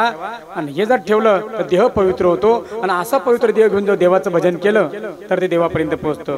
महाराज इथं प्रश्न येतोय हरीशगिरीजी बाबा, प्रश्न असा येतो की जगामध्ये अनेक मौल्यवान वस्तू आहे, हिरे आहे, मोती आहे, चांदी आहे, सोनं आहे, मानक आहे, पाचू आहे. हे मौल्यवान सोडलं आणि 10 रुपयाची माळ काय किंमत आहे बाबा? अहो सोन्याचं चेन जर करायचं म्हटलं साहेब 50,000 रुपये लागतात. सोन्याचा पुतळा जर करायचं म्हटलं ताई तर 70-80 रुपये लागतात. अहो चपला हार, बुटाड हार, सँडल हार जर करायचं म्हटलं तर लाखो रुपये लागतात. आणि माळ केवढ्याला भेटते हो कल्पेश बा? साधी घेतली तर 10 रुपयापासून आहे. आणि जर भारी घेतली तर 2,500-3 हजारला आहे. 5 पैतरी तर घेतली मोठी तर 2,500-3 हजारला. साधी घेतली 10 रुपयाला. मग इतकं स्वस्त, एवढं महाग सोडलं आणि स्वस्त का सांगताय? ऐका, या मागचं कारण ऐका. तुमच्या गळ्यामध्ये जर सोन्याची साखळी असेल, पुतळे असेल, चपलाहार असेल, बुटाळार असेल किंवा कुठलाही दागिना असेल, तुम्ही जर धुळ्याच्या बस स्टँडला गेलात, माय ऐका, तुमच्या गळ्यामध्ये सुवर्ण अलंकार असेल, तुम्ही जर बस स्टँड वरती गेलात तुमच्यावर चोराची नजर राहणार आहे. आणि तुमच्या गळ्यामध्ये जर तुळशीची माळा असेल तर तुमच्यावर माझ्या देवाची नजर राहणार आहे. मग तुमचं तुम्ही ठरवा, चोराची नजर पाहिजे का देवाची नजर पाहिजे? कोणाची नजर पाहिजे? चोराची का देवाची नजर पाहिजे? म्हणून तुळशी माळ गळा. बघा तुम्ही, आता मी रात्र लांब लांब फिरतो माय बरं का, रोज कीर्तन आहे, कधी मध्ये नसतात 4-5 हजारला काही कमी नाही. मग मला काही सोनं घ्यायला काय हरकत आहे बाबा? एखादी अंगठी, एखादी साखळी. पण मला माहिती आहे कीर्तनात चोर पाहतील, रस्त्यात 2 धरतील, 2 दणकी देतील, काढून घेतील महाराज. पण जर माझा माळा पाहिला, मी म्हटलं घ्या भाऊ 2-4 माळा काढून घेईन. माझ्या माळा कोणी? हे महाराज तुमच्या माळा तुम्हालाच राहू दे बा. याला भीती आहे महाराज, सोन्याला भीती आहे, कारण रात्री बिरात्री आपल्याला फिरायचं आहे, म्हणून सोनं ही जीवाच्या काळ आहे, सोनं हा काळ आहे आणि हे हा उद्धार आहे. बघा तुम्हाला उदाहरण सांगतोय, या माळेचा फायदा, तुम्ही मारणार आहे, मी मारणार आहे, बरं कमाय, हा मृत्यू लोक आहे, येथे वरून हे आले अवतार, येरते पामर, तुम्ही मारणार आहे, या वार मधले सगळे लोक मारणार आहे. हेच बोललो साहेब मी एका गावामध्ये, या गावातले सगळे लोक मारणार आहे. एक म्हातारी उठले नाचायला लागली, म्हणे महाराज मी मारणार नाही, महाराज मी मारणार नाही. म्हणलं का? म्हणे मी मोराण्याची आहे. म्हणलं मग तू का अमर आहे का काय? तुम्ही बोलले म्हणे वार मधले, मी मोराण्याची आहे म्हणे. म्हणलं सगळेच मारणार आहे. ऐका माय, सोपं उदाहरण सांगतोय, तुम्ही मारणार, मी मारणार आहे. तुमच्या गळ्यामध्ये सोनं साखळी असेल, काही असेल, आपण मेलो की आपले मुलं आपल्या सोन्या ते काढून घेणार आहे, आपली मुलं ते सोन्याचे वस्तू काढून घेणार आहे. आणि आपण जर मेलो माळकरी, आपल्या गळ्यात 4 माळा, कधी ऐकलं का? एक म्हातारा मेला आणि 3 लोकांनी 3 माळा वाटून घेतल्या, काढून घेतल्या म्हाताऱ्याच्या माळा. कधी? कारण शेवटपर्यंत चालणारा दागिना हा आहे. गळ्यातली माळ कोणी काढत नाही. सोनं काढतील, चांदी काढतील, हिऱ्याची मोतीची माळ काढतील, पण गळ्यातली तुळशी माळ कोणी काढत नाही. शेवटपर्यंत देहाची साथ देणारी, चित्तेपर्यंत सोबत येणारी तुळशी माळ आहे. बाकी सगळं काढलं जाईल, पण हे कोणी काढत नाही, म्हणून तुळशी माळ गळा. आणखी तिसरं उदाहरण, तुळशी माळ का? जिने जगाच्या मालक भगवान विष्णूला दगड केलं. बाबाजी तुम्ही सांगताय गोड चरित्र, भगवान विष्णूला ज्यांनी दगड केलं ती ही तुळस आहे. तुमच्या माझ्या घरामध्ये देवाऱ्यामध्ये काळा दगड आहे, त्याचं नाव आहे शालिग्राम, तो हिचा शाप आहे.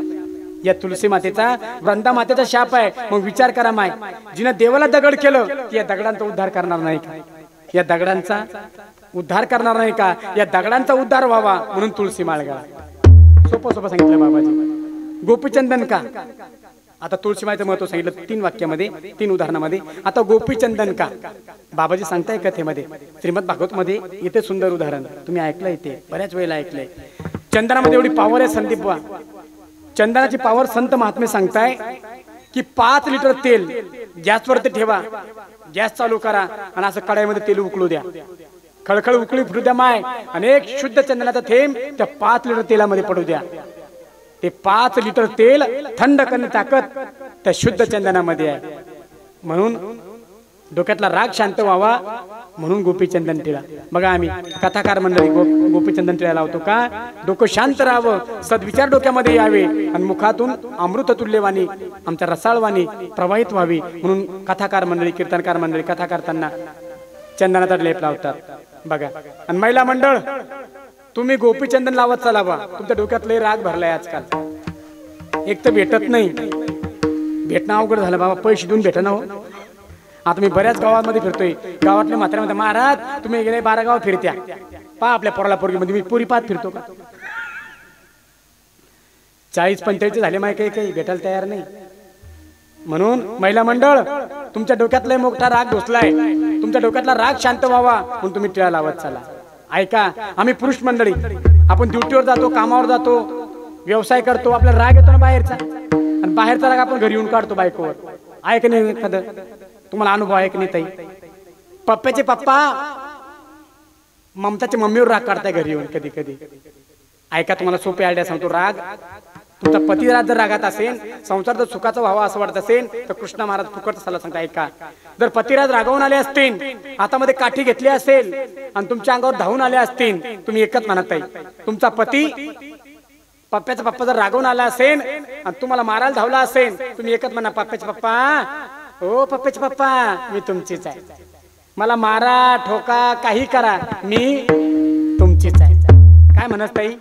हात जोडायचे आणि त्यांना राम, ओ राम, मी तुमचीच आहे. माझ्या बापानं लग्न लावलं, कन्यादान करून तुम्हाला दान म्हणून मला दिलंय, या देहावर तुमचा अधिकार आहे, या देहाचं तुम्ही काही करा, मारा ठोका काही करा, मला मी तुमचीच आहे. ताई ती काठी फेकेल का नाही? ताई फेकेल का काठी? ते असं म्हणल्यावर फेकेल का नाही माहिती काठी? नाही तर म्हणा, ये तुझ्या बापात पडतोय, तू ये ये ये पुढे ये, लाव माझ्या अंगाला, खरं खानदानीचं का, लाव माझ्या अंगाला. मग 2 दणके शिल्लक त्याला साहेब.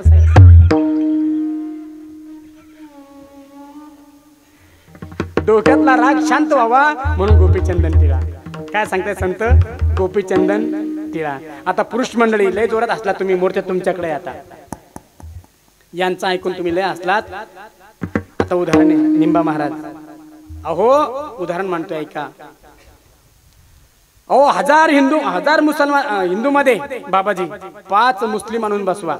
1000 हिंदू मध्ये 5 मुस्लिम आणून बसवा आणि मला सांगा गंगाराम महाराज ओळखा महाराज तुमच्या गावातले मुसलमान मला माहिती नाही तर मी ओळखून दाखवून 5 कोणते 1000 हिंदूतले. साहेब 1000 हिंदू मध्ये 5 मुस्लिम मी तुम्हाला ओळखून देतो. का ओळखतो मी? कारण त्यांच्या निशाण्या त्यांच्या सोबत आहे. ऐका त्यांच्या निशाण्या. मुसलमानाची दाढी लांबलेली असते. ठाकरे भाऊ मिशा सुट्टीवर गेलेल्या असतात. दाढी वाढतात मिशा काढून टाकतात. पहिली निशाणी. दुसरी निशाणी त्यांच्या डोक्यात गोल टोपी असते. तिसरी निशाणी त्यांच्या खांद्यावर गळ्यामध्ये चौकळा रुमाल असतो. चौथी निशाणी त्यांच्या कानाला छिद्र नसतात. 5वी निशाणी त्यांचं कपाळ काळं पडलेलं राहतं. आणि 6वी निशाणी ते पॅन्ट लहान्याच्या भावाची घालतात, शर्ट मोठ्या भावाचा घालतात. म्हणजे त्यांची पॅन्ट आखूड असते आणि शर्ट लगेच कळतं हे मुसलमान आहे. आता उलट आहे का गंगाराम बा?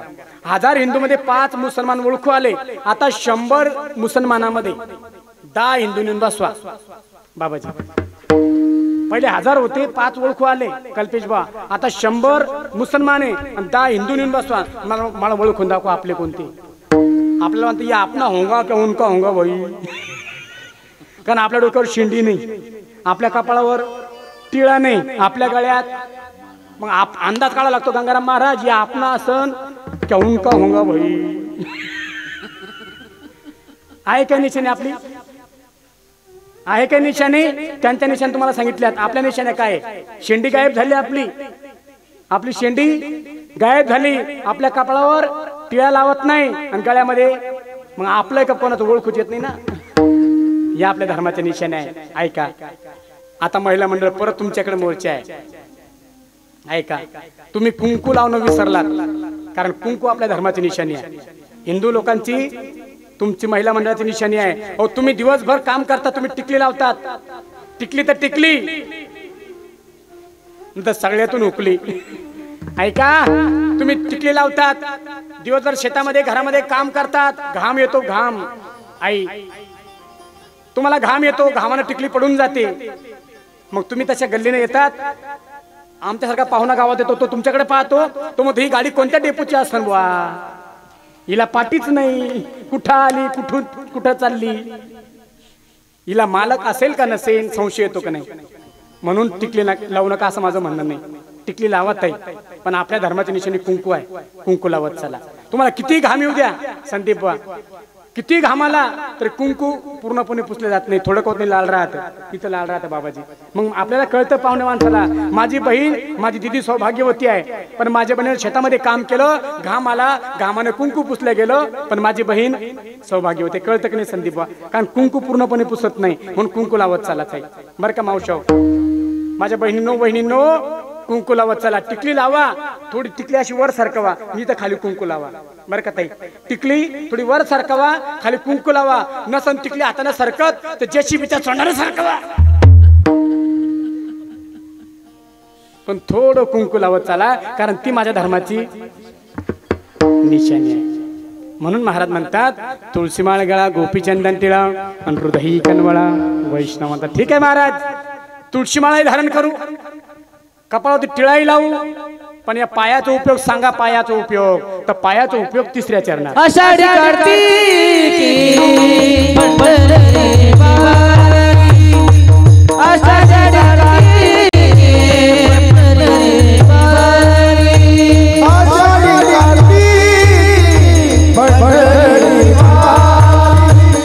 आषाढी कार्तिकी पंढरी वारी, आषाढी कार्तिकी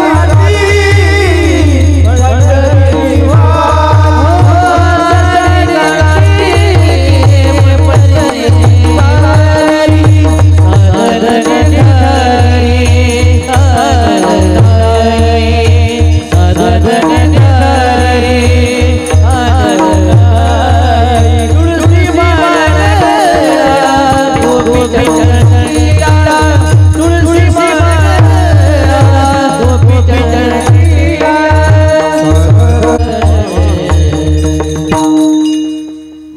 म्हणतात तुळशीमाळा गळा गोपीचंदन टिळा हृदयी कनवळा वैष्णवांचा आषाढी कार्तिकी पंढरीची वारी साधन निर्धारी आन नाही। महाराज ठीक आहे वारीला जायचं पण कसं जायचं तर महाराज गात जागा गात जागा आणि प्रेमा मागा विठ्ठला गात जागा काय गात जागा मी सांगतो ना काय गायचं सर्वांनी 2 मिनिटं वर हात करा। वारीमध्ये चालताना कोणतं भजन करायचं कोणतं नामस्मरण करायचं सर्वांना सांगतो 2 मिनिटं वर हात करा। इकडचे तुम्ही आमच्यात नाही का हाँ सगळ्यांनी वर हात जिनके दिलों में गम होता है ताली वो नहीं बजाते जिनके दिलों में गम होता है अरे ताली तो बजाते हैं जिनके हाथों में दम होता है। विठोबा रखो माए विठोबा रखो माए विठोबा रखो माए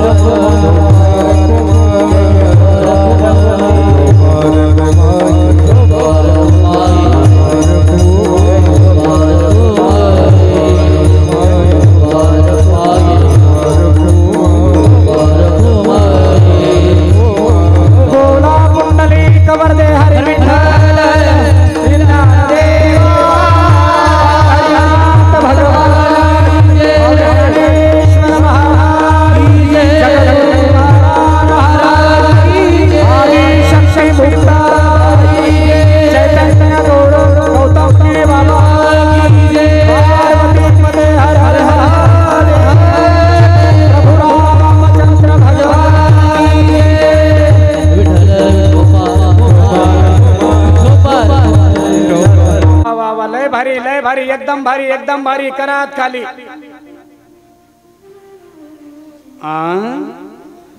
वर करा म्हणलं साहेब दोनदा म्हणाल खाली लागल्या ढेऱ्या खाजवायला झाल्या यांना घामपुळ्या। बरं असो माझ्या गौतमवीर बाबाच्या दरबारात बसून माझ्या पांडुरंगाचं भजन तुम्ही केलं या सप्ताहाच्या निमित्तानं कीर्तनाच्या निमित्तानं कथेच्या निमित्तानं गौतमगिरी बाबा आणि भोले बाबा पांडुरंग परमात्मा यांना एकच मागणं मागूया। हे गौतमगिरी बाबा पांडुरंग परमात्मा भोले बाबा जो 2 वर्ष कोरोनासारखा महारोग तुम्ही आमच्यावर पाठवलाय तसा रोग पुन्हा पाठवू नका। जो दुष्काळ तुम्ही मागच्या वर्षी पाडला होता तसला दुष्काळ या वर्षी पडू देऊ नका। ज्या आमच्या लेकी नांदायला गेल्यात त्यांना सुखानं नांदू द्या।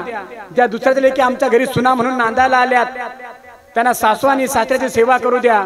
जो माझ्या शेतकरी राजा शेतामध्ये राबतोय त्याच्या कष्टाच्या कमाईला शेतीच्या मालाला चांगला भाव भेटू द्या। आणि जो माझा वीर जवान सीमेवरती लढतोय त्याला उदंड आयुष्य द्या। बस एवढंच देवाला मागायचं। जितो भाऊ हलकट काय देवाला मागायचं आणि हलकट मागणारा देव ऐकत नाहीतर म्हणा देवा माझे कांदे चांगले येऊ दे आणि भाऊबंदाचे सडून जाऊ दे पहिले आपले सडतील। म्हणून चांगलं बोला चांगलं वागा चांगलं जगा कारण देव चांगल्याच्या पाठीमागे आहे।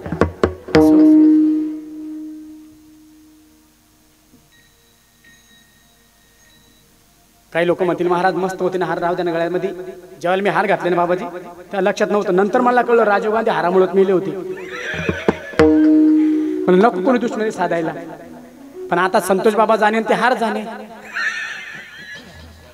बाबा काही घाबरू नका तुमचं माझं काय आपल्या पाठीमागे काय बस बस चला या ठिकाणी महाराज ऐका ना ठाकरे भाऊ लाईनची माझी जुनी दुश्मनी। माझी आई सांगी जेव्हा मी जन्माला आलतो ना तेव्हा आमच्या घरातलं मीटर जळालं होतं आणि ज्या दिवशी माझी 5वी होती निम्मा महाराज त्याची गावातली डीपी जळाली होती। कारण लाईनची माझी प्रत्येक कीर्तन जाते ती 2 मिनिटं होत नाही. आजही तिने साधल्याची वेळ बरं का. चला 5 मिनिटं वेळ राहिला माझ्याकडे. चला महाराज ऐका, परमार्थ करा, प्रपंचही करा, धन भरपूर कमवा. धन कमवताना मागं राहायचं नाही, भरपूर पैसा कमवा. कारण तुम्हाला गावात किंमत नाही, मला घरात किंमत नाही. कोणाला किंमत आहे? पैशाला. जितो भाऊ, अहो मी जर घरी गेलो ना, तुम्हाला कसं महाराजांना किंमत आहे? घरी गेलो महाराज, बेल वाजवली, बायको बाहेर येते, लगेच शेंडी धरते माझी नारळाची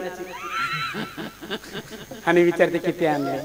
तिच्या हातामध्ये पाकिट दिलं, लगेच म्हणजे चहा घेता का, कॉफी घेता का? रात्री 2-3 ला ताई 2 वाजता मध्ये कॉफी घेता का, चहा करू का, तुम्हाला काय पाहिजे खायला, शिरा करू का? 2 वाजता. आणि जर पॉकेट हातात नाही दिलं, जपना गपचूप रात्री अपरात्री येता किंवा येईन भूतासारखे मला जागवता. म्हणजे माझ्यावर प्रेम आहे का पैशावर? कारण महाराज म्हणतात धन्वंत लागी सर्व मान्यता आहे. जोवर चाले चांगला धंदा तोवर बहीण म्हणे, जोवर धंदा चालतो ना तर बहीण दादा म्हणते, जोपर्यंत आपण बायकोला पैसे देतो ना, सदा शृंगार भूषणे कांतामानी लवी बहुमाने. बायकोला पैसे दिला की बायको आपल्याला चांगलं म्हणते. घरात पैसे दिला ना, अख्खं गाव आपल्याला चांगलं म्हणतं. अण्णा, अख्खं गाव काय म्हणतो? जोपर्यंत पैसा आहे ना आपल्याकडं, गंगाराम बुवा अख्खा म्हणतो अण्णा अण्णा अण्णा, आणि अण्णा झाला कान्हा. मग कोणी विचारायला? मग तुम्हाला मला किंमत आहे का? पैशाला किंमत आहे? आपल्याला किंमत नाही, आपल्या पैशाला किंमत आहे साहेब. आपल्याला किंमत नाही म्हणून पैसा भरपूर कमवा. जितो भाऊ, पैसा कमाला कुणीच मागे राहू नका, फक्त जास्त लालची लागू नका. जास्त लालची लागायचं नाही. जेवढं भेटलं ना, अन्नमान धन येतो प्रारब्ध. आपल्या नशिबात जे आहे ना बाबाजी ते भेटणार आहे. आता तुम्ही मला बोललेत बघा, गोड प्रसंगी बाबांनी मला, आता पहिल्यांदा माझा बाबाचा परिचय झाला, पण असं वाटत नाही आमची पहिली भेट आहे म्हणून. असं वाटतं जन्म जन्म का साथ है. असं बाबाचे विचार एवढे मोकळे, बाबांना इतकं मोठा महात्मा आहे, पण अतिशय मनमोकळेपणानं अख्खा भारत पायी यात्रा केलेला महात्मा आहे. आणि माझं भाग्य आहे की त्यांचं दर्शन मला झालंय. आणि तुमचं सर्वात मोठं भाग्य की 7 दिवस त्यांचे चरण कमले या गावामध्ये राहणार आहेत. त्यांच्या वाणीतून आपण या ठिकाणी नवनाथ कथा श्रवण करणार आहे. महाराज अशी महात्मे नाही बरं का शक्यतो. ऐका हा 11 महिने, वा वा वा बघा, सोपं नाही महाराज. 4,500 किलोमीटरचा प्रवास, कुठं झोपायचा पता नाही, कोण खायला देईल पता नाही, कोण कोणत्या रूपात यायचं, पाणी देऊन जायचं, कोण कोणत्या रूपात यायचं, अन्न देऊन जायचं, कोण कोणत्या रूपात यायचं, झोपण्याची व्यवस्था करायची. 5 महिने महाराज आम्ही जर घरून निघलो, आम्ही विचारतो काही व्यवस्था होईल का आमची, खाण्यापिण्याचं काय आहे, कुठलाच विचार नका. तो महात्मा खांद्यावर कावड घेतो आणि भारत भ्रमंतीला निघतो. अख्खा भारत आपल्या पायाने या ठिकाणी पायी यात्रा करून परत आपल्या स्थानावर येतो. सोपं आहे महाराज. कारण अन्न मान धन जिथं त्यांच्या नशिबात आहे तिथे ऑटोमॅटिक त्यांना अन्न भेटायचं. जिथं पाणी नशिबात आहे पुढे येऊन महात्म्याचे बाबाजी पाणी लिहिजे, काहीच देणं घेणं नाही, पण पोसतो जगासी एकला तो. नको खेद करू कोणत्या गोष्टीचा, तुझी चिंता जास्ती, आपली चिंता त्याला आहे बाबा. म्हणून चिंता करायचं नाही, जे भेटलं गंगाराम महाराज त्यात समाधान मानायचं. बघा तुम्ही ऐका, जास्त लालची पडलं परिणाम काय होता ऐका. आमच्या गावातलं उदाहरण, आमच्या गावामध्ये सुरुवातीला मागच्या वर्षी 10,000 11,000चा भाव होता. आमच्या गावातलं सांगतो बरं, तुमच्या गावातलं नाही, पण मला थांबायचं मुक्कामी आज, कारण उद्या लग्न आहे जवळचे. मी ते लग्न लावून परत संभाजीनगरला कीर्तन संध्याकाळचं झाला ऍडजस्ट. लग्न लवकर लागलं लावायचं, नाही तर भेट घ्यायची, कारण 5 ते 6 घंट्याचा प्रवास आहे, लांब लगेच निघून जायचं, पण थांबायचं. तर ऐका महाराज ऐका, जास्त लालची लागू नका. लालच कशी असते ऐका. आमच्या गावामध्ये गंगाराम महाराज आमचे तात्या आहे, त्यांना सुरुवातीच्या काळामध्ये 25 क्विंटल कापूस झाला होता घरामध्ये. त्यावेळेला भाव होता 11,000चा. 11,000चा भाव साहेब, आणि 25 क्विंटल कापूर घरामध्ये. मी म्हणलं तात्या हो भाव चांगला आहे, देऊन टाका कापूस. तात्याला लालच, तात्याने देईल तर 13,000च, नाही तर पुढच्या वर्षी विकीन. हो म्हणलं तात्या कापसाचा भाव कमी होऊ शकतो, देऊन टाका, 11,000 काय कमी नाही. तात्या एकच म्हणायचं, नाही देईल तर 13,000च, नाही तर आबा पुढच्या वर्षी विकीन. आणि पुढच्या हप्त्यामध्ये कापूस झाला 10,000 रुपये. म्हणलं तात्या 1,000 मायनस देऊन टाका, अजून चांगला भाव आहे 10,000. तात्या म्हणे देईल तर 13,000च, नाही तर पुढच्या वर्षी विकीन. आणि महाराज पुढच्या हप्त्यामध्ये कापूस झाला 9,500. म्हणलं तात्या 1,500 मायनस देऊन टाका अजून नाही. तो ते एकच म्हणायचं साहेब, बस देईन तर 13च, नाही तो पठ्ठ्याला गरज नाही. आणि पुढच्या हप्त्यामध्ये कापूस झाला 9,000. मला तात्या 2,000 कमी झाले देऊन टाका. आणि तात्याला अख्खं उधार घेतलेलं गंगारामबा.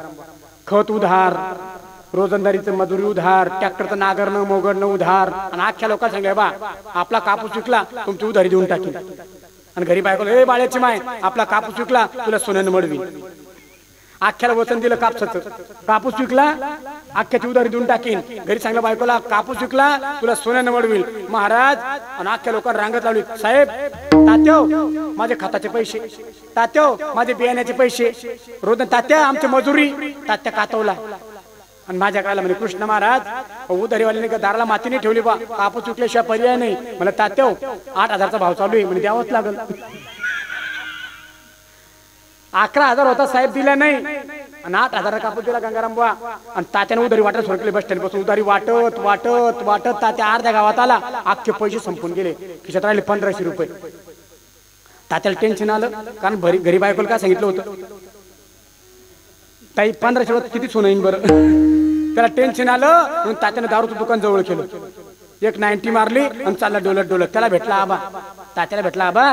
त्याने आबा राम राम राम राम. तात्या काय झालं विचारू नको म्हणे उधार बेचा. तात्या म्हणे उधार बेचा. अरे 11,000चा भाव होता दिलं नाही, आता 8,000च्या भावात दिलं, अख्खं उधारीत गेलं म्हणे. घरी बायकोला वचन दिलं तुला सोन्याने मडवील. खिशामध्ये 1,500 राहिले. मला टेन्शन आलं बायकोला सोनं कसं घ्यायचं म्हणून मी दारूला जवळ केलं. ते आबाला हुशार होतं. ते मला तुला मी आयडिया सांगतो, बायकोला सोन्याने मडवायची ना, मी तुला आयडिया सांगतो. मला 95. दोघं पुन्हा दुकानात गेले. एक क्वार्टर घेतली, दोघांना अर्धी मारली. म्हणजे सांग मला आयडिया. म्हणजे चाल मोटरसायकलवर चाल धुळ्याच्या बस स्टँडला. निंबा महाराज ते आबा आणि तात्या मोटरसायकल बसले गेले धुळ्याच्या बस स्टँडवर. म्हणजे आता म्हणजे गाडी लाव पार्किंगला, चल मध्ये बसमध्ये बसून जाऊ. दोघं बसमध्ये गेले. तिथं ते फेरीवाले येतात ना विकणारे, ते आलं. कसा आला ऐका ऐका माझ्या प्रवासी मित्रांनो मायानो भावांनो 2 मिनिटं आवाजाकडे लक्ष असू द्या. चांदी गई चांद पे सोना गया आसमान पे, चांदी गई चांद पे सोना गया आसमान पे. मनाच्या होत आनंदाचा पाऊस.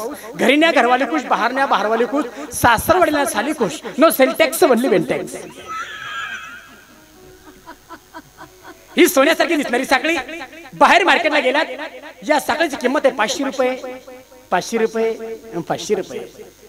कंपनीचा प्रचार आणि प्रसार म्हणून फक्त 50 रुपये 50 रुपये 50 रुपये. अख्ख्या बसमध्ये साखळ्या वाटल्या गुरुजी.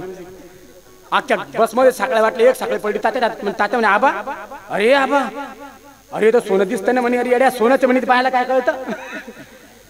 ते म्हणे फेरीवाल्या इकडे ये इकडे ये म्हणे. का रे पुरा सेट आहे का. ते पुरा सेट म्हणे. ते नाकातलं कानातलं चपला हार बुटाड हार सँडल हार कुकडा मेकडा ते म्हणे सगळं आहे म्हणे. केवढ्या ते म्हणजे 460 रुपयात. एवढी रक्कम घेण्यात तेव्हा मजा वाटते ऐकायला. केवढ्यात सांगितलं 460 रुपयात. यानं 500 नोट काढली निंबा महाराज त्या फेरीवाल्याला दिली. त्याने ते पूर्ण बॉक्स हातामध्ये दिला. 40 रुपये वापस दिले. दोघं खाली उतरले. म्हणे किती रुपये वापस आले म्हणे 40. आणखी 40 टाक. एक क्वार्टर घ्या अर्धी मारू. पुन्हा एक क्वार्टर घेतली महाराज. अर्धी मारली. गाडीवर बसले गावात आले. तर ते आबा गेलं निघून.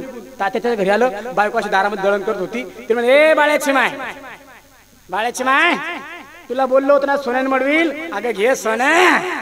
तिच्या अंगावर फेकले ते बॉक्स. तिने उघडलं. म्हणे माय कशाला एवढं केलं दुष्काळामध्ये. मी काय खरं बोलले का माय मी खोटं बोलले. तुम्ही खरंच घेऊन आले. घेणं तर राहते यांना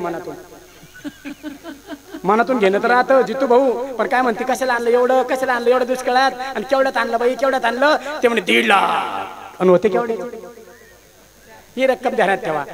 1.5 लाख पाय ना माय. माझ्या पप्पाच किती जीव आहे माझ्यात. माझा रामाचं किती प्रेम आहे माझ्यावर. एवढा दुष्काळ पडला पण 1.5 लाख खर्च केलं बाई माझ्यासाठी. किती प्रेम आहे माझ्यावर म्हाताऱ्याचं. आणि होते केवढ्याचे. असे मटकू अंगावर घातले जातात तिनं. अंगावर महिला मध्ये ते शौर्य ती महाराज. तिने दागिना केला लपवून नाही ठेवत ती पदराच्या वरून. आजच्या महिलांनी पाहिले पाहिजे विचारलं पाहिजे केवढ्यात केला. त्या म्हातारीने दागिने केले घेतले माझ्या अंगावर. आणि हंडा घेतला आणि चालली मटकत गल्लीनं. नळावर आली. शेजारी बाय म्हणे माय केवढ्यात केले माय केवढ्यात केले. ती म्हणे माय माझ्या बाळ्याच्या बापानं कापूस विकला धुळ्याला गेला 1.5 लाखाचे केले ना बाया. होते केवढ्याचे. त्या 1.5 लाखानं अख्ख्या गावात भांडण लावले. महिला मंडळ घरी गेले. नवऱ्याला पाना त्या तात्याची अक्कल घ्या. म्हातारपणा तात्याने 1.5 लाखात दागिने केले. माझ्या अंगावर फुटका मनी नाही. काम करू मातीत चालले पण साधं मंगळसूत्र नाही बनवलं. सकाळी उठल्यापासून संध्याकाळपर्यंत काम काम काम. साधा एक फुटका म्हणले माझ्या बघा तर तात्याला 1.5 लाखात दागिने घेतले होते केवढ्याचे. अख्ख्या गावात बातमी पसरली आणि ही बातमी गेली चोराच्या कानावर बाबाजी. चोर म्हणे हे काय चोऱ्या कर फिरताय. अरे आपल्या गावातले तात्या आहे ना त्याच्या बायकोच्या अंगावर 1.5 लाख दागिने आणि त्यांना माहित होतं तात्याला श्रीमंत आहे. तात्याने 12,000 घेतले पंचायतचे पण बायको अजून बाहेर यायची. 12,000 भेटले ना पंचायतचे अनुदान तिने खाऊन घेतलं आणि बायको अजून डब्बा घेऊन. बरे तात्या असे गावामध्ये प्रत्येक गावात तात्या त्यांनी 12 खाऊन घेतले गावाचे आणि बायको अजून. आम्ही गावात गेलो जितू भाऊ की महिला मंडळाच्या बसला आम्हाला कोण उभं राहते आम्हाला वाटतं की आपल्या स्वागतासाठी उभे काय ग्रामपंचायत आपले हार्दिक स्वागत करीत आहे. आम्ही पुढे गेलो बाया खाली बस. आम्ही गाडी गावात गेली उभं राहता ग्रामपंचायत आणि त्यांना माहित होतं आबाची बायको तात्याची बायको रात्री 8 वाजले की डब्बा घेऊन येते महाराज. ते म्हणे हे पा पोराव चोर म्हणे तोंडाला रुमाल बांधायची नाव घ्यायचं नाही एकमेकाला बोलायचं नाही. म्हातारी आली धरायची मारायची दागिने काढून घ्यायची. महाराज तसंच झालं. रात्री 8 वाजले म्हातारीने डब्बा घेतलं आणि अशी अंधारात गेली पांदीने तिकडं नदीकडं. जसं चोर म्हणे म्हातारे काढ अंगावरल्या पुतळ्या. नका रे भाऊ माझ्या बाळाच्या बापाने कष्टाने केलं रे भाऊ नका काढू रे दादा नका काढू. असा झटका मारला आई घेतल्या पुतळ्यातून अख्खा रक्त बंबाळ गळा झाला. म्हणे काढ नाकातली नाक नका रे भाऊ लय कष्टाचे रे भाऊ लय कष्टाचे रे. असा झटका मारला माय नाकात घेतलं तोडून. म्हातारी खाली पाडली ते ओरबडून दागिने काढले पाटल्या काढल्या कड काढले अख्खे रक्त बंबाळ. म्हातारी चांग झालं. चोर पळून गेले. म्हातारी तोंडाला पदर लावला रडत रडत घरी आली. तो तात्या असा झोपेल म्हणे तात्या ओ बाळ्याचे बाबा पा ना माय तुम्ही एवढ्या कष्टाने केलं मेल्यानं मारून टोकून काढून घेतलं ना माय. ते म्हणे काय झालं पा ना आपले दागिने गेले. जाऊ दे गेले ते गेले काय जन्माचा कातड गेले तुला नवे घेऊन देईन. म्हणे पाय ना माय एवढं नुकसान झालं पण बाळाचा बाप मला एका शब्दानं बोलत नाही कारण होते केवढ्याची.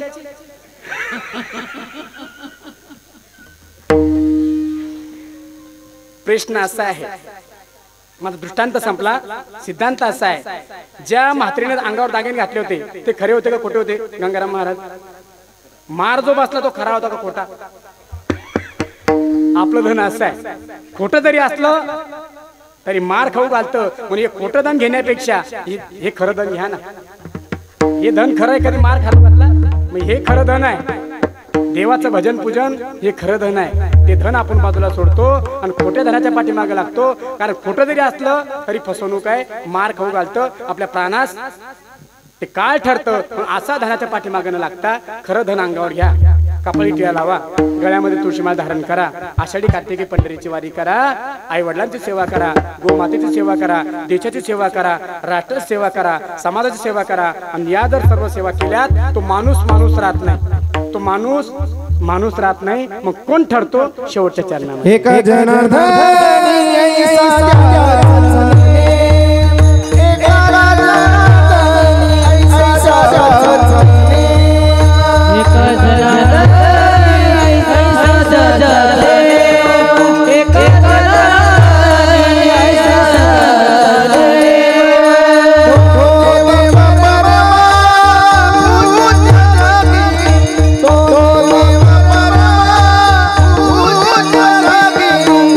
Sim,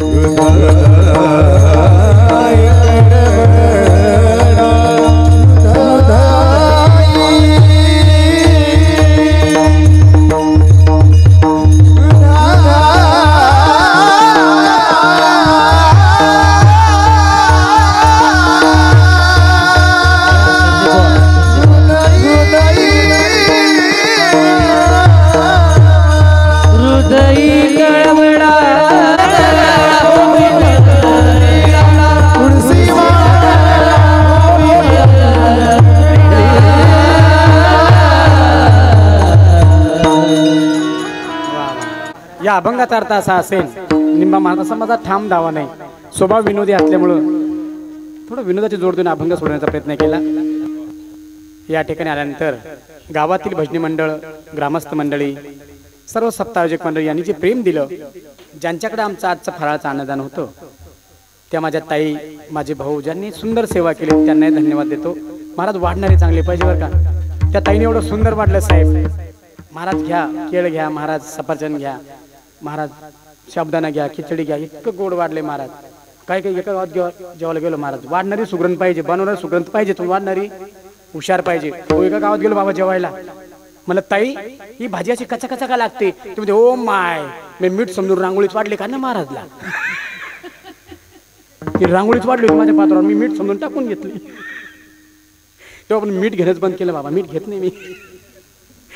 सुंदर या ठिकाणी स्वयंपाक, त्यांनाही धन्यवाद. माझा आवाज तुमच्यापर्यंत पोहोचला आमचे जित्तू भाऊ डोंगराळे ना. वा, गोड सिस्टम दादांसाठी टाळी वाजवा शेवटचे एकदा. वा. आणि हे कीर्तन जर कधी ऐकायचं तुम्हाला ठरलं, ते आमचे प्रमस्नेही आदरणीय आमचे गुरुबंधू, या भूमीचे पुत्र ना आमचे प्रियमित्र ठाकरे बंधू, म्हणजे परी फोटोज, बरोबर ना. 3 वर्षापूर्वी आपण एकमेकाचे सबस्क्रायबर आहे. मी तुमचं चॅनल नेहमी पूर्ण व्हिडिओ पाहतो बरं का. वा, आजचाही व्हिडिओ ते टाकणार आहेत बरं का. परी फोटोज यांच्याकडे पाहायला मिळणार आहे. ठाकरे बंधू यांना कोटी कोटी धन्यवाद, ज्यांनी मला मृदंगाची साथ दिली. या भागाचं वैभव आमचे गुरुबंधू प्रमस्नेही आदरणीय आमचे मित्र जे 7 दिवस माझ्या सोबत होते, आमच्या गावात होते. निंबा महाराज, संदीप महाराज कथेला होते आमच्या गावामध्ये. निंबा महाराज, तसेच संदीप महाराज गायनाचार्य, कल्पेश महाराज, सर्व महाराजांचे भाचेबुवा महाराज. या ठिकाणी गावकरी भजनी मंडळ ना, गावकरीच ना सगळे महाराज, गावकरी मंडळी, हे बालगोपाल मंडळी. बाकीचे गायब झाले का? आपले आमदार फुटले. मला असं वाटतं यांच्याकडे मला आमदार झाल्यासारखं वाटत होतं, हे फुटून गेले. चला, सर्वांना धन्यवाद देतो. आणि या ठिकाणी मग शक्यतो महात्मे जे दिवसभर व्यासपीठावर असतात ते कथेमध्ये नसतात. पण बाबाचं अंतःकरण मोठं आहे की मी या लायकीचं नाही की बाबांनी माझं कीर्तन ऐकावं, पण हा मानाचा मोठेपणा बाबांचा की बाबा दिवसभराचा व्याप बाजूला ठेवून माझ्या कथेमध्ये हरीश गिरीजी बाबा, आता तुमचं माझं नातं जमलंय, तुम्हाला 101% गॅरंटी माझ्या गावात नेईन आणि तुम्हाला माझ्या शब्दाला मानून यावंच लागणार आहे. 17 सप्ते बाबा पिक्चरमध्ये, एका वर्षात 17 सप्ते. यांना विचारा, 1 से बडकर मोठमोठे बरं का एकदम. हां, एकदा तरी बोलवीन, आमच्या विनंतीला मान देऊन तुम्ही पण यावं असं विनंती. गावात आल्यानंतर आमचे गंगारामजी महाराज जे मला वेळोवेळी फोन करतात, काही गरज पडली तालुक्यामध्ये, काही मी अडचणीत असलो ना, साहेबांना, साहेब माझी गाडी धरली, द्या त्यांच्याकडे फोन. आमचे कोळी साहेब ते आज माझ्या क्षेत्रात आवाजून, महाराज मी येणार आहे, धुळ्याहून माझ्यासाठी आले. कोळी साहेब त्यांना धन्यवाद. आमचे विनोद भोकुडे, तुम्ही कोपऱ्यात उभं राहिले विनोद महाराज. वा वा, विनोद महाराज. आमचे सोयरे सुभाष नाना, सुभाष आबाजी रे, आमचे जावई बापू. अरे संतोष महाराज तुम्ही राहिले बरं का. वा, याला मदत वृद्ध होती तर ही माझ्या नामस्मरण जादू आहे. बाबांचं वय एवढं मोठं पण आज नाचायला लागले बाबा. ऐका, कथा कीर्तन भजन में नाचना उसे भक्ति कहते हैं. कथा कीर्तन भजन में नाचना उसे भक्ति कहते हैं, और डीजे बजाकर नवरदेव के सामने नाचना उसे मस्ती कहते हैं. ये भक्ति है, ये भक्ति है. ये दरबार है मेरे गौतम गिरी बाबा का, ये दरबार है मेरे गौतम गिरी बाबा का, जहाँ दुख दर्द मिटाए जाते हैं. लोग रोते रोते आते हैं भाई साहब, लेकिन हंसते चले जाते हैं. ये दरबार है मेरे गौतम गिरी बाबा का. झालेली कीर्तन रूपी सेवा गौतमगिरी बाबांच्या नरविंदीत सेवा समर्पित करतोय. आणि माझ्या वाणीला पूर्ण विराम देण्यापूर्वी ज्या संतांनी भक्तीचं वाट दाखवली त्या संतांचं भजन करा अशी विनंती करतोय. ज्ञानेश्वर